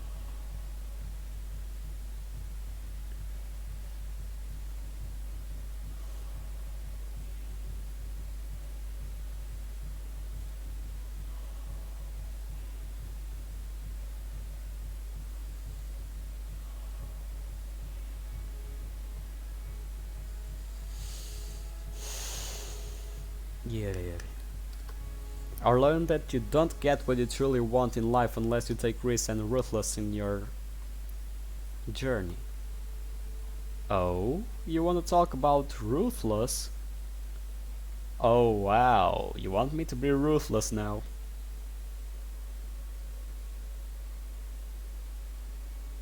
If you want me to be ruthless, in this case if you want us to be ruthless, then we are all about it. After all, your friends cannot say that we weren't ruthless a while ago. We have no problems. We won't have problems to kill you right away. But still, we could just send a message to the agency, but that would take too long. That's something you and I both have in common, right, Lucky? He pauses for a second and made direct contact with me. However, when I worked during the election periods that you were introduced at, things got much harder for me. I had one obstacle that was going to prevent me from getting what I wanted. Let me guess, that's me? A child like you has no real influence on the political world. It was your dear girlfriend's father. You don't mean Izuki. But didn't think we would figure it out? What, you think? Monica looks between me and him, her hands glued to my arm. You two became the entire focus of a specific division I had set up. It didn't take long before I recognized your relationship with her. In fact, it was by the sweet when you were pulled away from her. I didn't want to leave. Gripping my left hand into a fist, I remembered the day that Higashita man first attempted to take Izuki away from me. It's unfortunate you did. You became somewhat of a side project for me. Unfortunately, one that has become more of a burden in my current operations. A side project? What did Izuki's father do to make you create all this? He dug his nose where it didn't belong. Affairs of national security, that is. Though, the main guy you sent out after us is in one of our cells, not feeling too good right now. He said you were after me because of information. What information could I possibly have that you would go as far as this for? The whole cook had too much of a good heart to work with me. I'll let you in a little something. He didn't like that we were going to become the world's leading nuclear superpower. What? Hahaha. It feels good just saying it out loud. Japan will soon become one of the nations that are feared in this despicable world. Times have changed and so must the shift of powers. I, Enzo, the Prime Minister of Japan, will become a name revered by all. Like a true businessman, I will do whatever it takes to achieve my goal. Leading nuclear superpower. You're insinuating nuclear weapons, aren't you? I've sent spies to major nuclear powers in the world. I've gathered enough intelligence to skyrocket in my country to the top. And since you, Izuki, and the old man were the only ones exposed to such information, I couldn't have you jeopardizing my election and my plans. Now that I am the Prime Minister, I have full resource control to tie off my loose ends. Do you think you're going to get away with this? Why are you telling me this? Because it still have use for you. And the good businessman don't let his assets go easily. He smirks devilishly and flicks his index finger to the side. A long shot rings out from distance. Lucky? The sound of world mutes except the body falling the ground behind me. Turning around, Monica is no longer standing by my side, she was before. My head is traveling, I look down to the ground. Monica's collapsed body lies at my feet.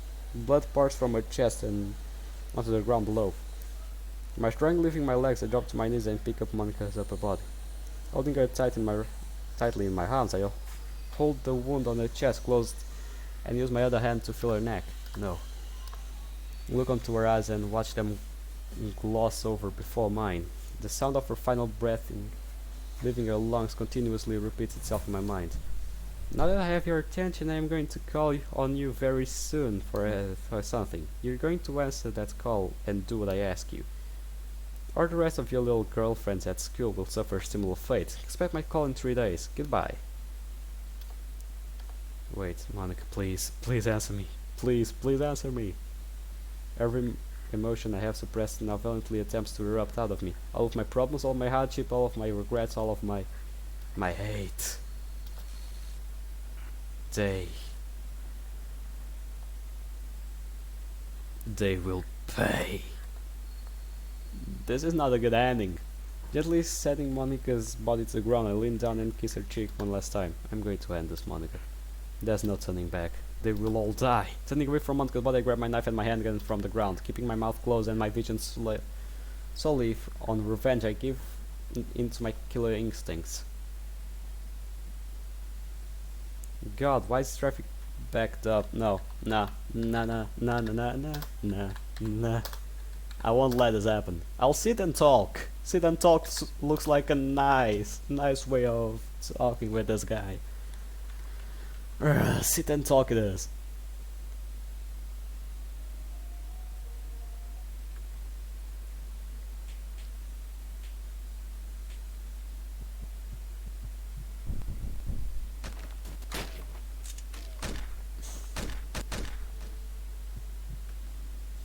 Sit and talk with Doe.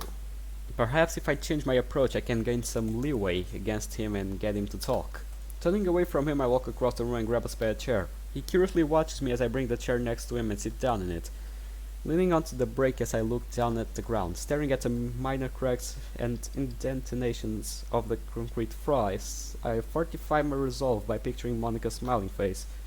Even the stunned face she had on when I was teaching her to fight, that gave me the motivation I need to see myself through this. She has been strong all this time, and I have been the one to struggle. I know you want to do all this on your own, but I want to help you. I can't just stand by idly and let my boyfriend fight not only his battles but mine on top of that. I'm sorry, but I'm just not a girl who wants someone to fight her battles for her.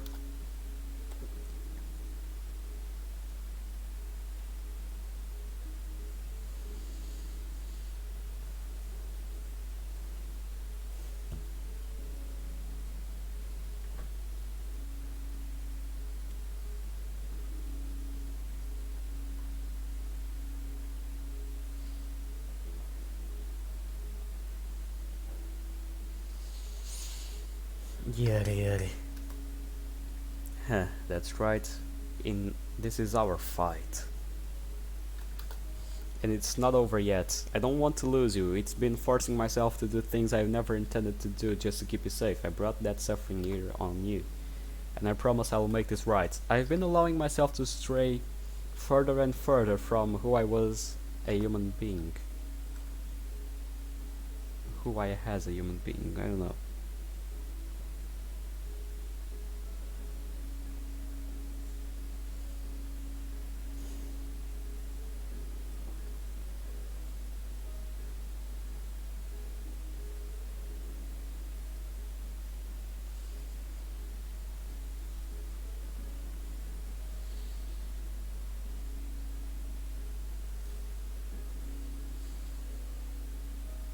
Oh well, all of my enemies are monsters and my only choice to be the slayer. However, he who fights with monsters should look at it that himself does not become a monster, because if you gaze long into an abyss, the abyss also gazes into you.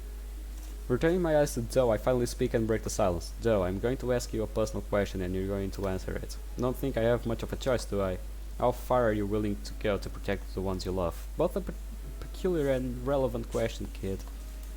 But I would do something I wouldn't normally do. Sometimes you have to take those risks. But I would do something I wouldn't normally do. Sometimes I have to take the risks. Now the real question is that what risk are you planning to take to save your precious Monica? No, you have it wrong, eh?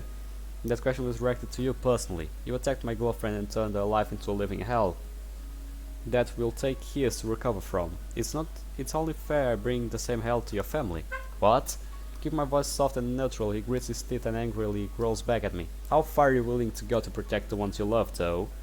The room fills again with a heavy silence, the weight on both of our shoulders. He looks around the room, anxiety filling his hypocritical soul. The fear emanating from him makes me smile. He tries to speak, but it looks as if he can't speak the words out of his mouth. Perfect. This was just the opportunity I was waiting for. Now I can exploit his fear and weakness to my advantage. What are you unable to speak? Is it because you fear that I'm going to do what I'm going to do with your wife and child? Or is it that you're speechless because you're completely helpless right now?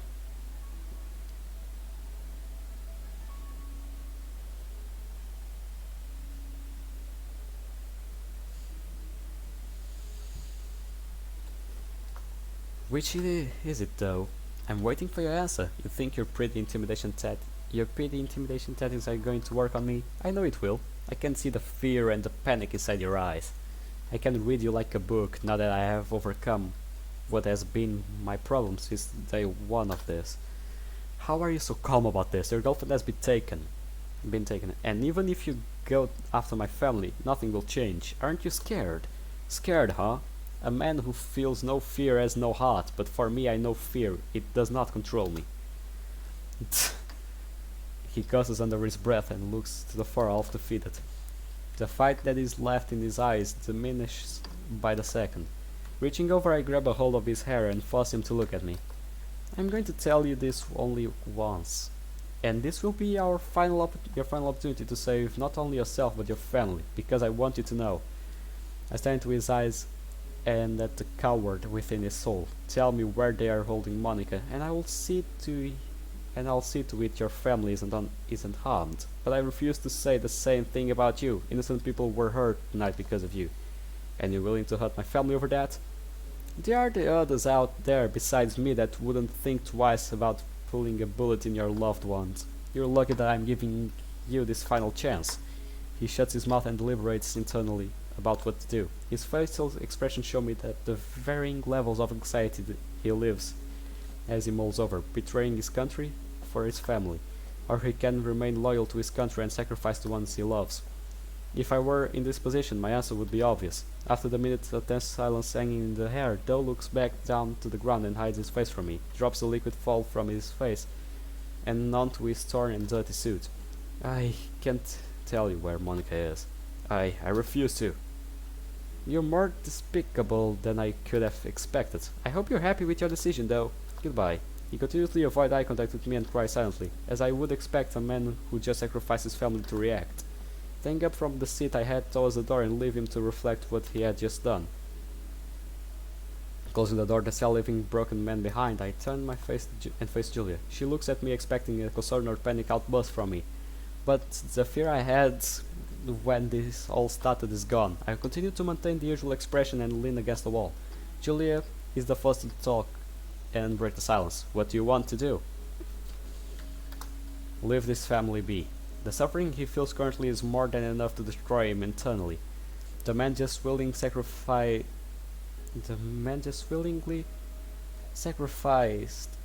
his wife and son to his enemies, but he will never see them again anyway. So we will never know if we followed through with my threat or not. Thank God, I was getting worried about you for a minute there. Why is that? Well, what is with the sudden mood change? Shouldn't you be worried about saving Monica? We're going to find her very soon. What? How are you so certain? She has your cell phone, right?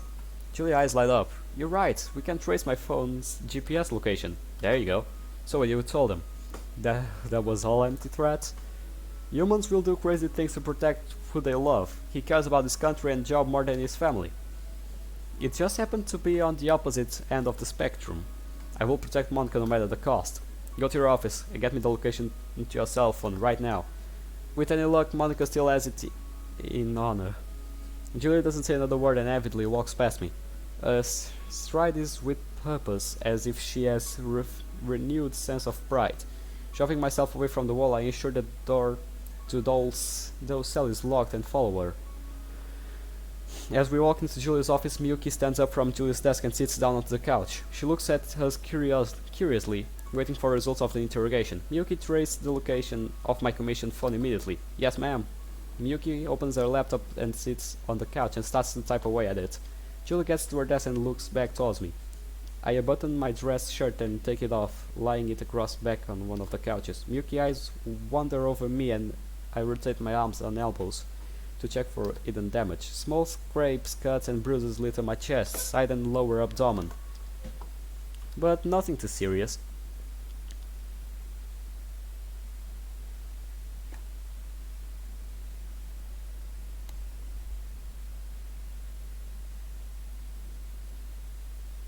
Ayo.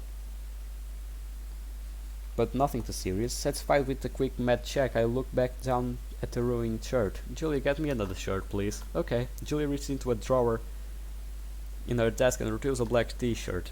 She normally keeps a spare shirt or two in her desk for me in the events I need to redress.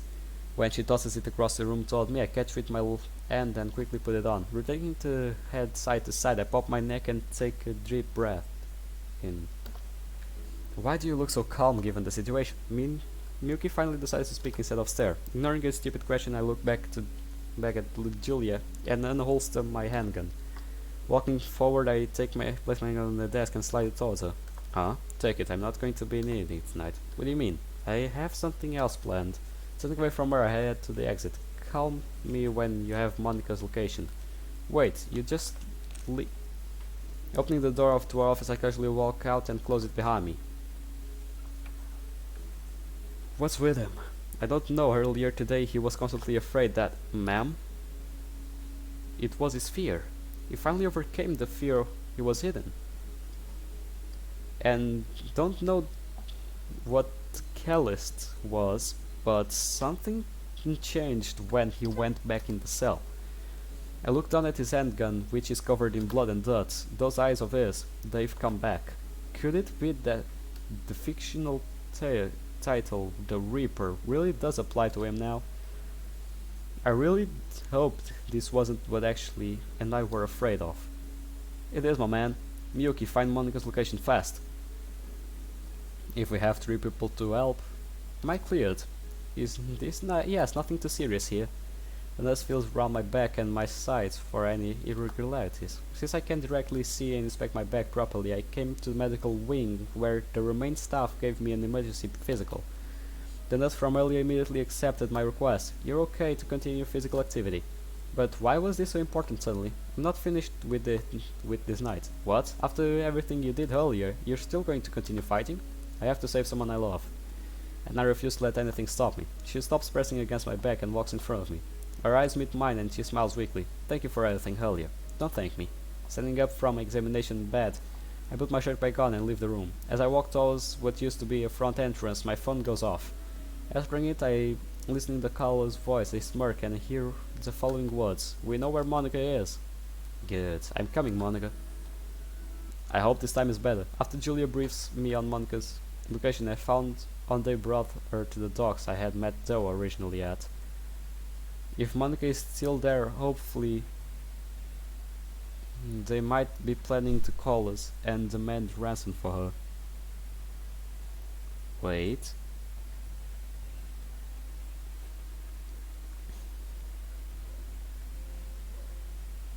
Wait a bit.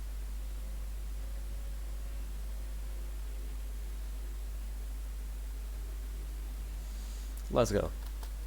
But it will make sure they won't have that chance. Using one of my hold-up hoodies, I put the hood on to cover my head. As I walk down the initial street with cars passing by, I inch closer and closer to the docks. Locating a nearby hallway, I duck into it quickly and immerse myself into the darkness. The moonlight shines down the docks, casting shadows and figures every couple of feet. These shadows are my way to transportation.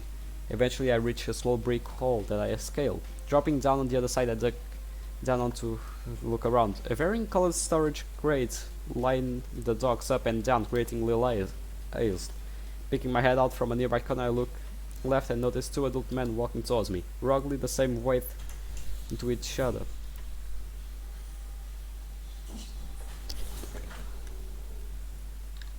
A little taller than I am. Hiding back in my cubby to reduce the chance of being seen, I say for them to come closer. As they approach, I hear them speaking to each other. They are speaking Japanese, which is pretty much confirms my theories. Mentally translating the words, I listen and lie in wait. You think the kid is gonna show up? Keep your voice down, you idiot. I don't know. Maybe we got him in the raid. Haha, you think so? Maybe we can finally finish this job and go home.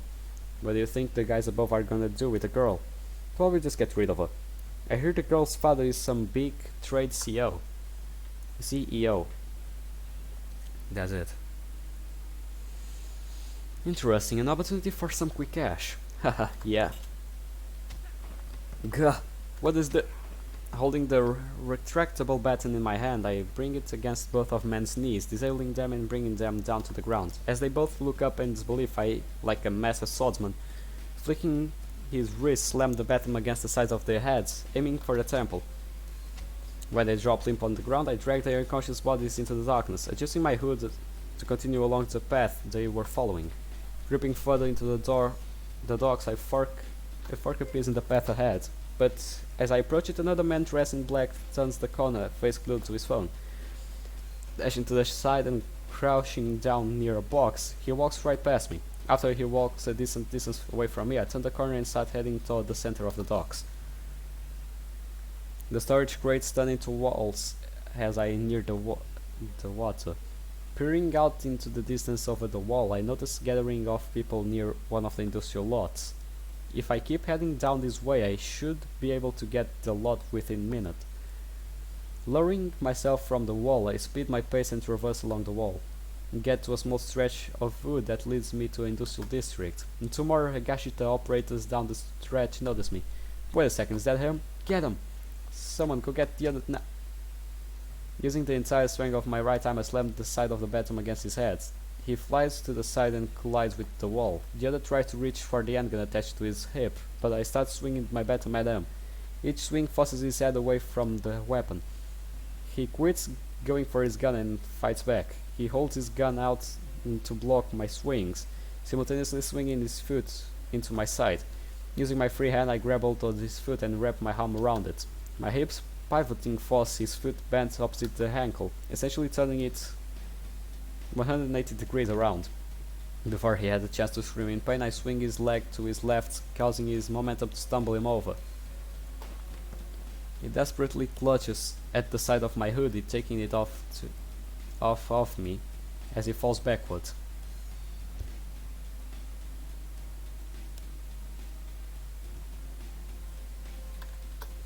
He panicked off from his mouth. He takes the hoodie off and uncovers his face. Your eyes. Grabbing both of the unconscious men, I placed them in the shadows. Just like the last two, these guys had radios. I propped their backs up against the wall to keep them vertical. Before I go any further, my heels pick up something that makes me freeze. I swear to God I just heard a voice. Monica? Turn my head around circles to try and pinpoint the sounds. Even close my eyes to make it easier. A muffled cry from my 7 o'clock, no, my 8 o'clock. Turning towards the noise, I reopen my eyes and start running. It sounds like she's in a building up ahead. Jumping over the wall, I roll over and hit the ground, maintaining my momentum and speed. Turning the corner and darting for the back door, two guards notice me. Turning them to the side, I reach the back door. Closing the bathroom and sliding back into my pocket, I test the knob. It's unlocked. It's opened the door enough to slide into the building and quietly close it behind me. Let's go. Walking into the cargo bay, I look around for any sense of Monica. Something catches the ground from inside of the office building. A small four-man office sits on the left side of the cargo bay. Sneaking closer to the door, I peer inside of the windows. Monica sits on the floor with her head facing the ground. Her wrists are tied together with a zip tie. A single man dressed in professional clothes stands in front of Monica. Resting my ear against the door, I listen to what he's saying. Why are you here, girl? To lure that kid here. Now stop stalling and call him already. We don't have all night. Yeah, I won't let you use me against him. I hate willful women. You're meant to be obedient and do whatever men say. He will slip up and looks down at Monica with an evil glare. You will not set another thing on her.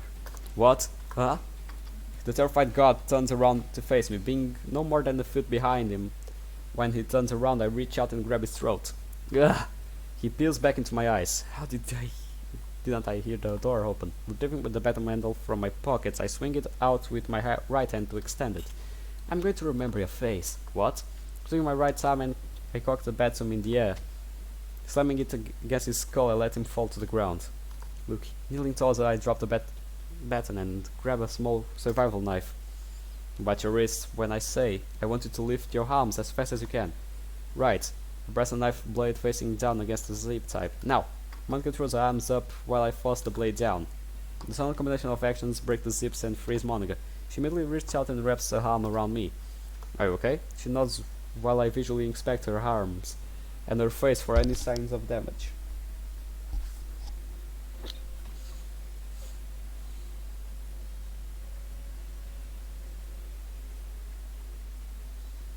Wait.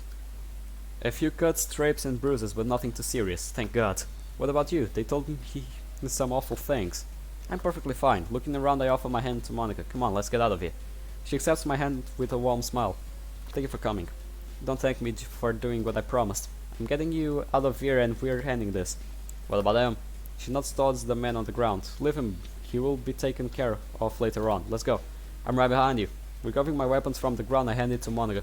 Your weapon? You'll need it if I get overwhelmed. Monica grips the baton on her hand fearfully. Walking to the door of the office, I pull it open and exit the room and into the warehouse.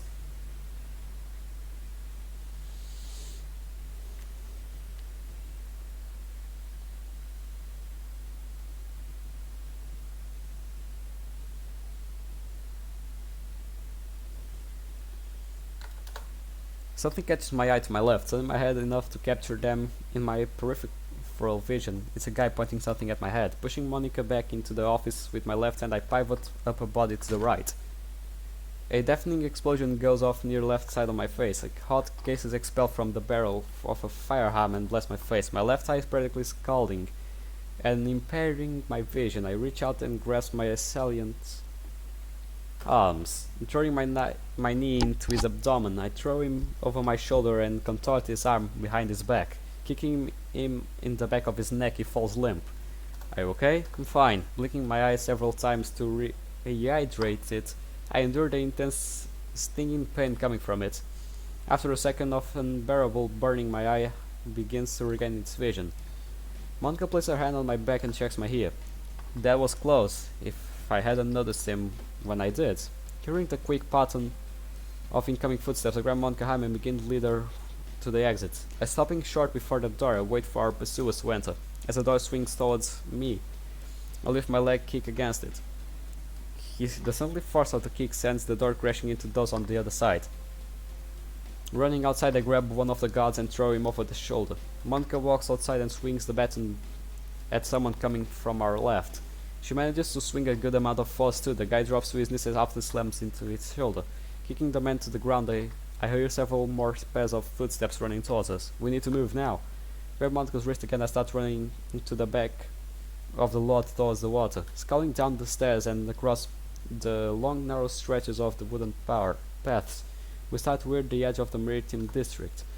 Hearing running in front of us, I dart to the right and lead Monica back up some stairs in the aisles of storage containers. After running another series of containers, Monica and I find ourselves at an open stretch that leads to the water.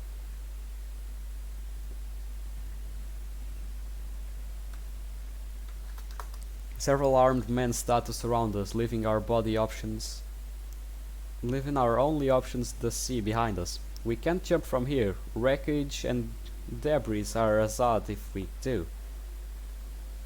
The armed men close in on us, but a single man in a suit steps out from the mass. Well, this is a surprise. I remember this man. Hanzo Agashita, Prime Minister of Japan. I never thought the big man itself would come down here on my mount. He softly gestures his index finger towards me, a soft smile on his lips. You're a tricky one. I felt that since this was taking a bit longer than I anticipated, I needed to intervene. That's pretty ballsy of you. What if I were to shoot you right now? Granted, that would serve as death for me, but you would also fall too. I do not doubt that if you were to quick draw your firearm, I would die, but I didn't get to where I am today because I was fearful. That's one thing we have in common, right? And with that, I've learned that there are always going to be threats against you. With this world, we need to be strong to survive, so I take care of the threats against me, even if it's from some lower class citizens with no true influence at all. Our foreign agent who got involved in some he never was meant to. So you had no problem hunting down an innocent girl just to keep her father quiet? Not at all. He looks out to the sea behind me. I've lived a life of constant progression. I was born into a family and a avid and dedicated politician. Naturally, as a Japanese boy, my father looked at me to continue on the family path. So I filled his shoes as a politician, and worked my way up the ladder where I sit now. As any great businessman would do, which let me tell you something, young man, you have been the biggest thorn in my side ever since I heard about you. No one else would drag me from the comfort of Tokyo to carry out business. Wish I could say I was flattered. Now with that said, all of the armed men start walking towards us, stepping in front of Monica and keeping her back with my arm. I prepared for whatever happens next. Oh shit. I'm taking a print of this. This guy doesn't look handsome at all. But still, it's a game. I'm not expecting them to look.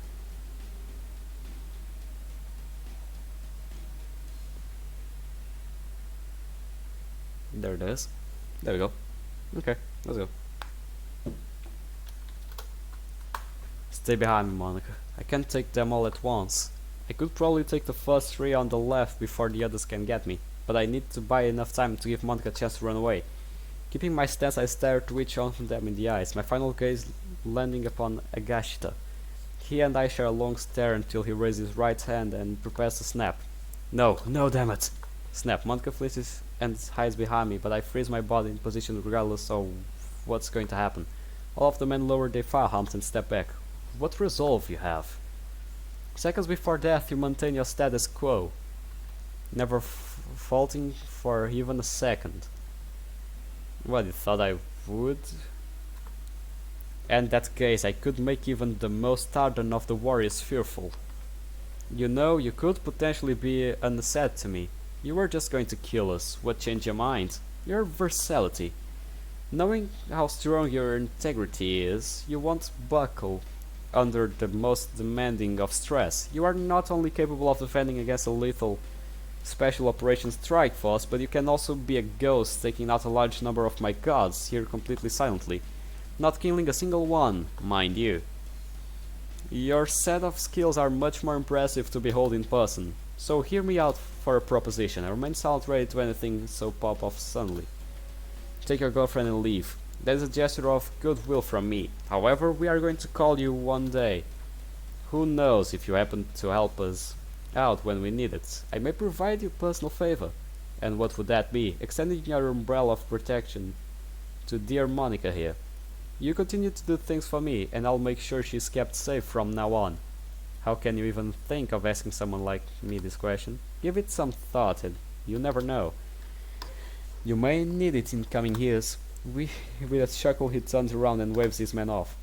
You'll hear from me again soon, Luki. They all walk towards several incoming Sioux posted on the road ahead. When they get in the cars, they don't take any extra time waiting around and immediately leave. Why did he spare us? What does he mean they will call me for a favor? Is he that cocky to let me go after learning everything? What a real piece of scum. Monica's hands on my shoulders cause me to turn around. Is it over? The sky starts to glow blue as the sun rises from the darkness. It's down, nearly succumbing to overwhelming waves of emotion coursing through my veins. I look back to Monica's emerald eyes. Yes, Monica. It's over. Hell yeah, this is what I'm talking about. But still, we need to kill that bastard. 1 month later, school hallway. Huh? Okay. Walking down the hallway towards the club room, I spot Monica waiting outside. When I approach her, her eyes light up, which immediately takes my hand into hers. Loki, hey, what are you doing waiting out here? The girls told me you were gonna be able to stay today, so I thought I would wait out here for you. Did you know? Hehe, of course, but first, Monica quick wraps her arms around me, embracing me tightly. I return the gesture and wrap my arms around her. Monica softly kisses my ear. I'm glad you can stay late today. It's been very lonely without you around. Well, Julia and I finished the rest of our cleanup work. My afternoons are free again. She releases her grip from my body and grabs my hand with both of us. Come with me for a minute. I want to show you something. Monica turns around and starts leading me down the long corridor. Turning left into an entirely different classroom, she closes the door behind us. Oh, looking around the class, I discover that this is the music room. Monica walks over to a large piano and sits down onto his bench. So, over the last few months I've been practicing piano. She meets my eyes a couple of times and flashes a hot smile. I don't think I'm very good at it yet, but I practice it real hard on this song. Because it's for you. Monica's delicate fingers starts playing the piano and immediately a beautiful melody starts to fill the room. Knowing that you made this song for me, it makes my heart instantly feel as if it has been wakened from a long slumber. Over the last month I haven't been able to see Monica much more. Everything was settled. I informed Julia of what happened with Hashigata, and she has been working closely with upper admin about what to do going forward. But I had to help keep things calm and running smoothly at the field office. And a lot of equipment was destroyed during the raid, so many people were hurt too. So as you can imagine, the normal daily routine was shot and had to be stabilized. With that, over the last month, Julia has been tasking me with various jobs to help out. Since yesterday was my final day with a temporary assignment, I was now free to return to the club after school. And with that I get to hear this beautiful song. Off to my right I look at the door of the class and notice it's slightly open. Natsuki, Yuri and Sayuri all peek in and listen. I decide to keep the presence a secret for now and walk over the piano. Placing my hands on top of, I stand and watch Monica elegantly play her song for me. Leaning back in my chair I watch Yuri and Natsuki converse about material difference between their writing styles. Is this the fourth time they've talked about it, I think? But normally they end up yelling at each other and one of them storms off. However, today was different. Both of them were talking at each other civilly or rationally. Not something I would expect from any interaction between the two. Looking at my right, Monica smiles back at me. Looking down to my trace the connection between us. Her hand is in mine, our arms outstretched to each other. However, this is all done discreetly under the desks. Natsuki still complains when she sees me and Monica kiss. Something along the lines of, yeah. Are you two holding hands on the desks? Her voice breaking me from my thoughts, I turn my head to stare at her.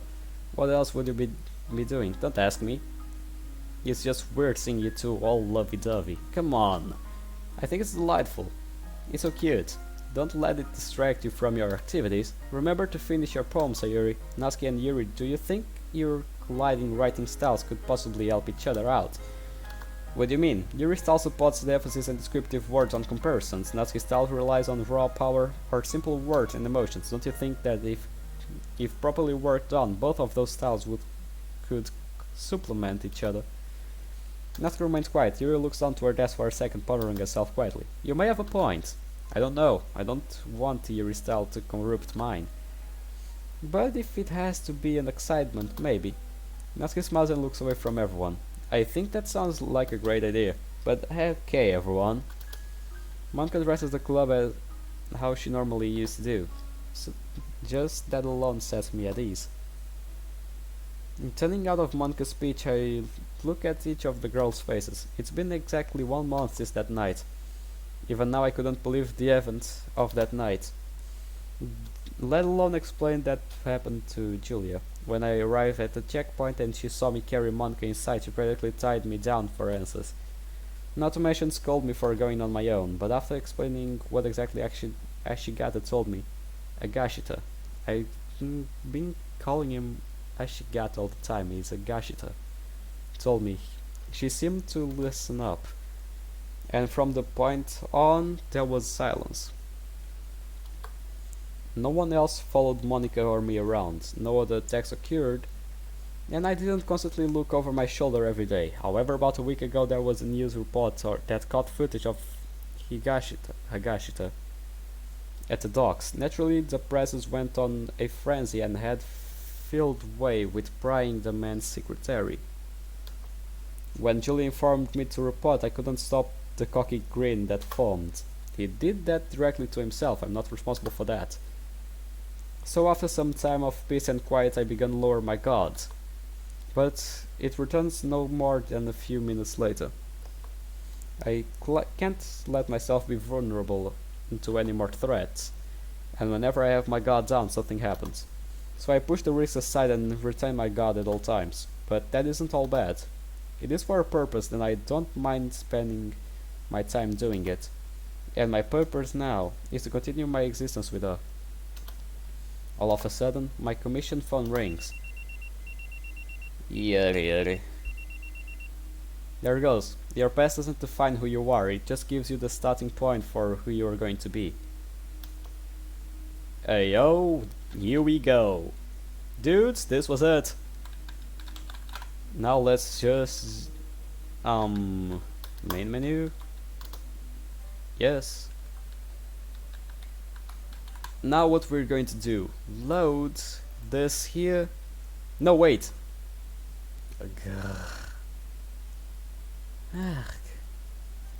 Main menu. Yes. Select chapter. We'll do NASCII. Chapter 1. Of course. And skip until we'll have to do, like, you know, our normal stuff. So yeah, skipping.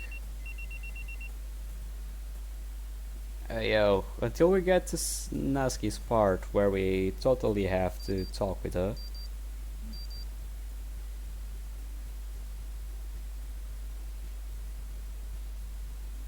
So yeah, let's see. Nothing will be different from this point of view. It was nice a story with Monica, gotta say. Otherwise I wouldn't be doing it. But still, okay, who poems shall I read first? And we'll leave it. No, wait, let's go to NASCII. Yeah, turn to NASCII and skip. And let's go Monica. Let's go Sayuri. Yuri. We'll have to put NASCII above everything right now. So yeah.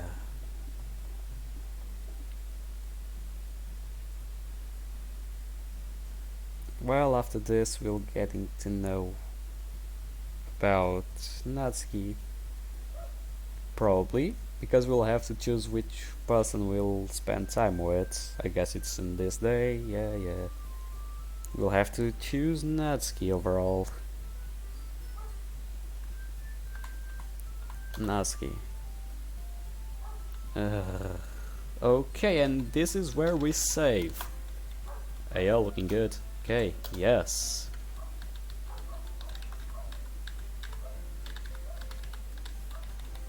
So now main menu, yes. Load game. Here, save. Here, yes. Main menu. Yes. And well guys, this was the video of the rest of Monica's Road. I know it's a little bit bigger than the other ones, probably two hours and a half. But still, I enjoy recording this and I hope you enjoyed watching it. So, I hope you guys enjoyed this video. Leave in the likes, comment down below what you think of it, and well, I hope to see you guys in the next episode. See you on the flip side. Goodbye, pals.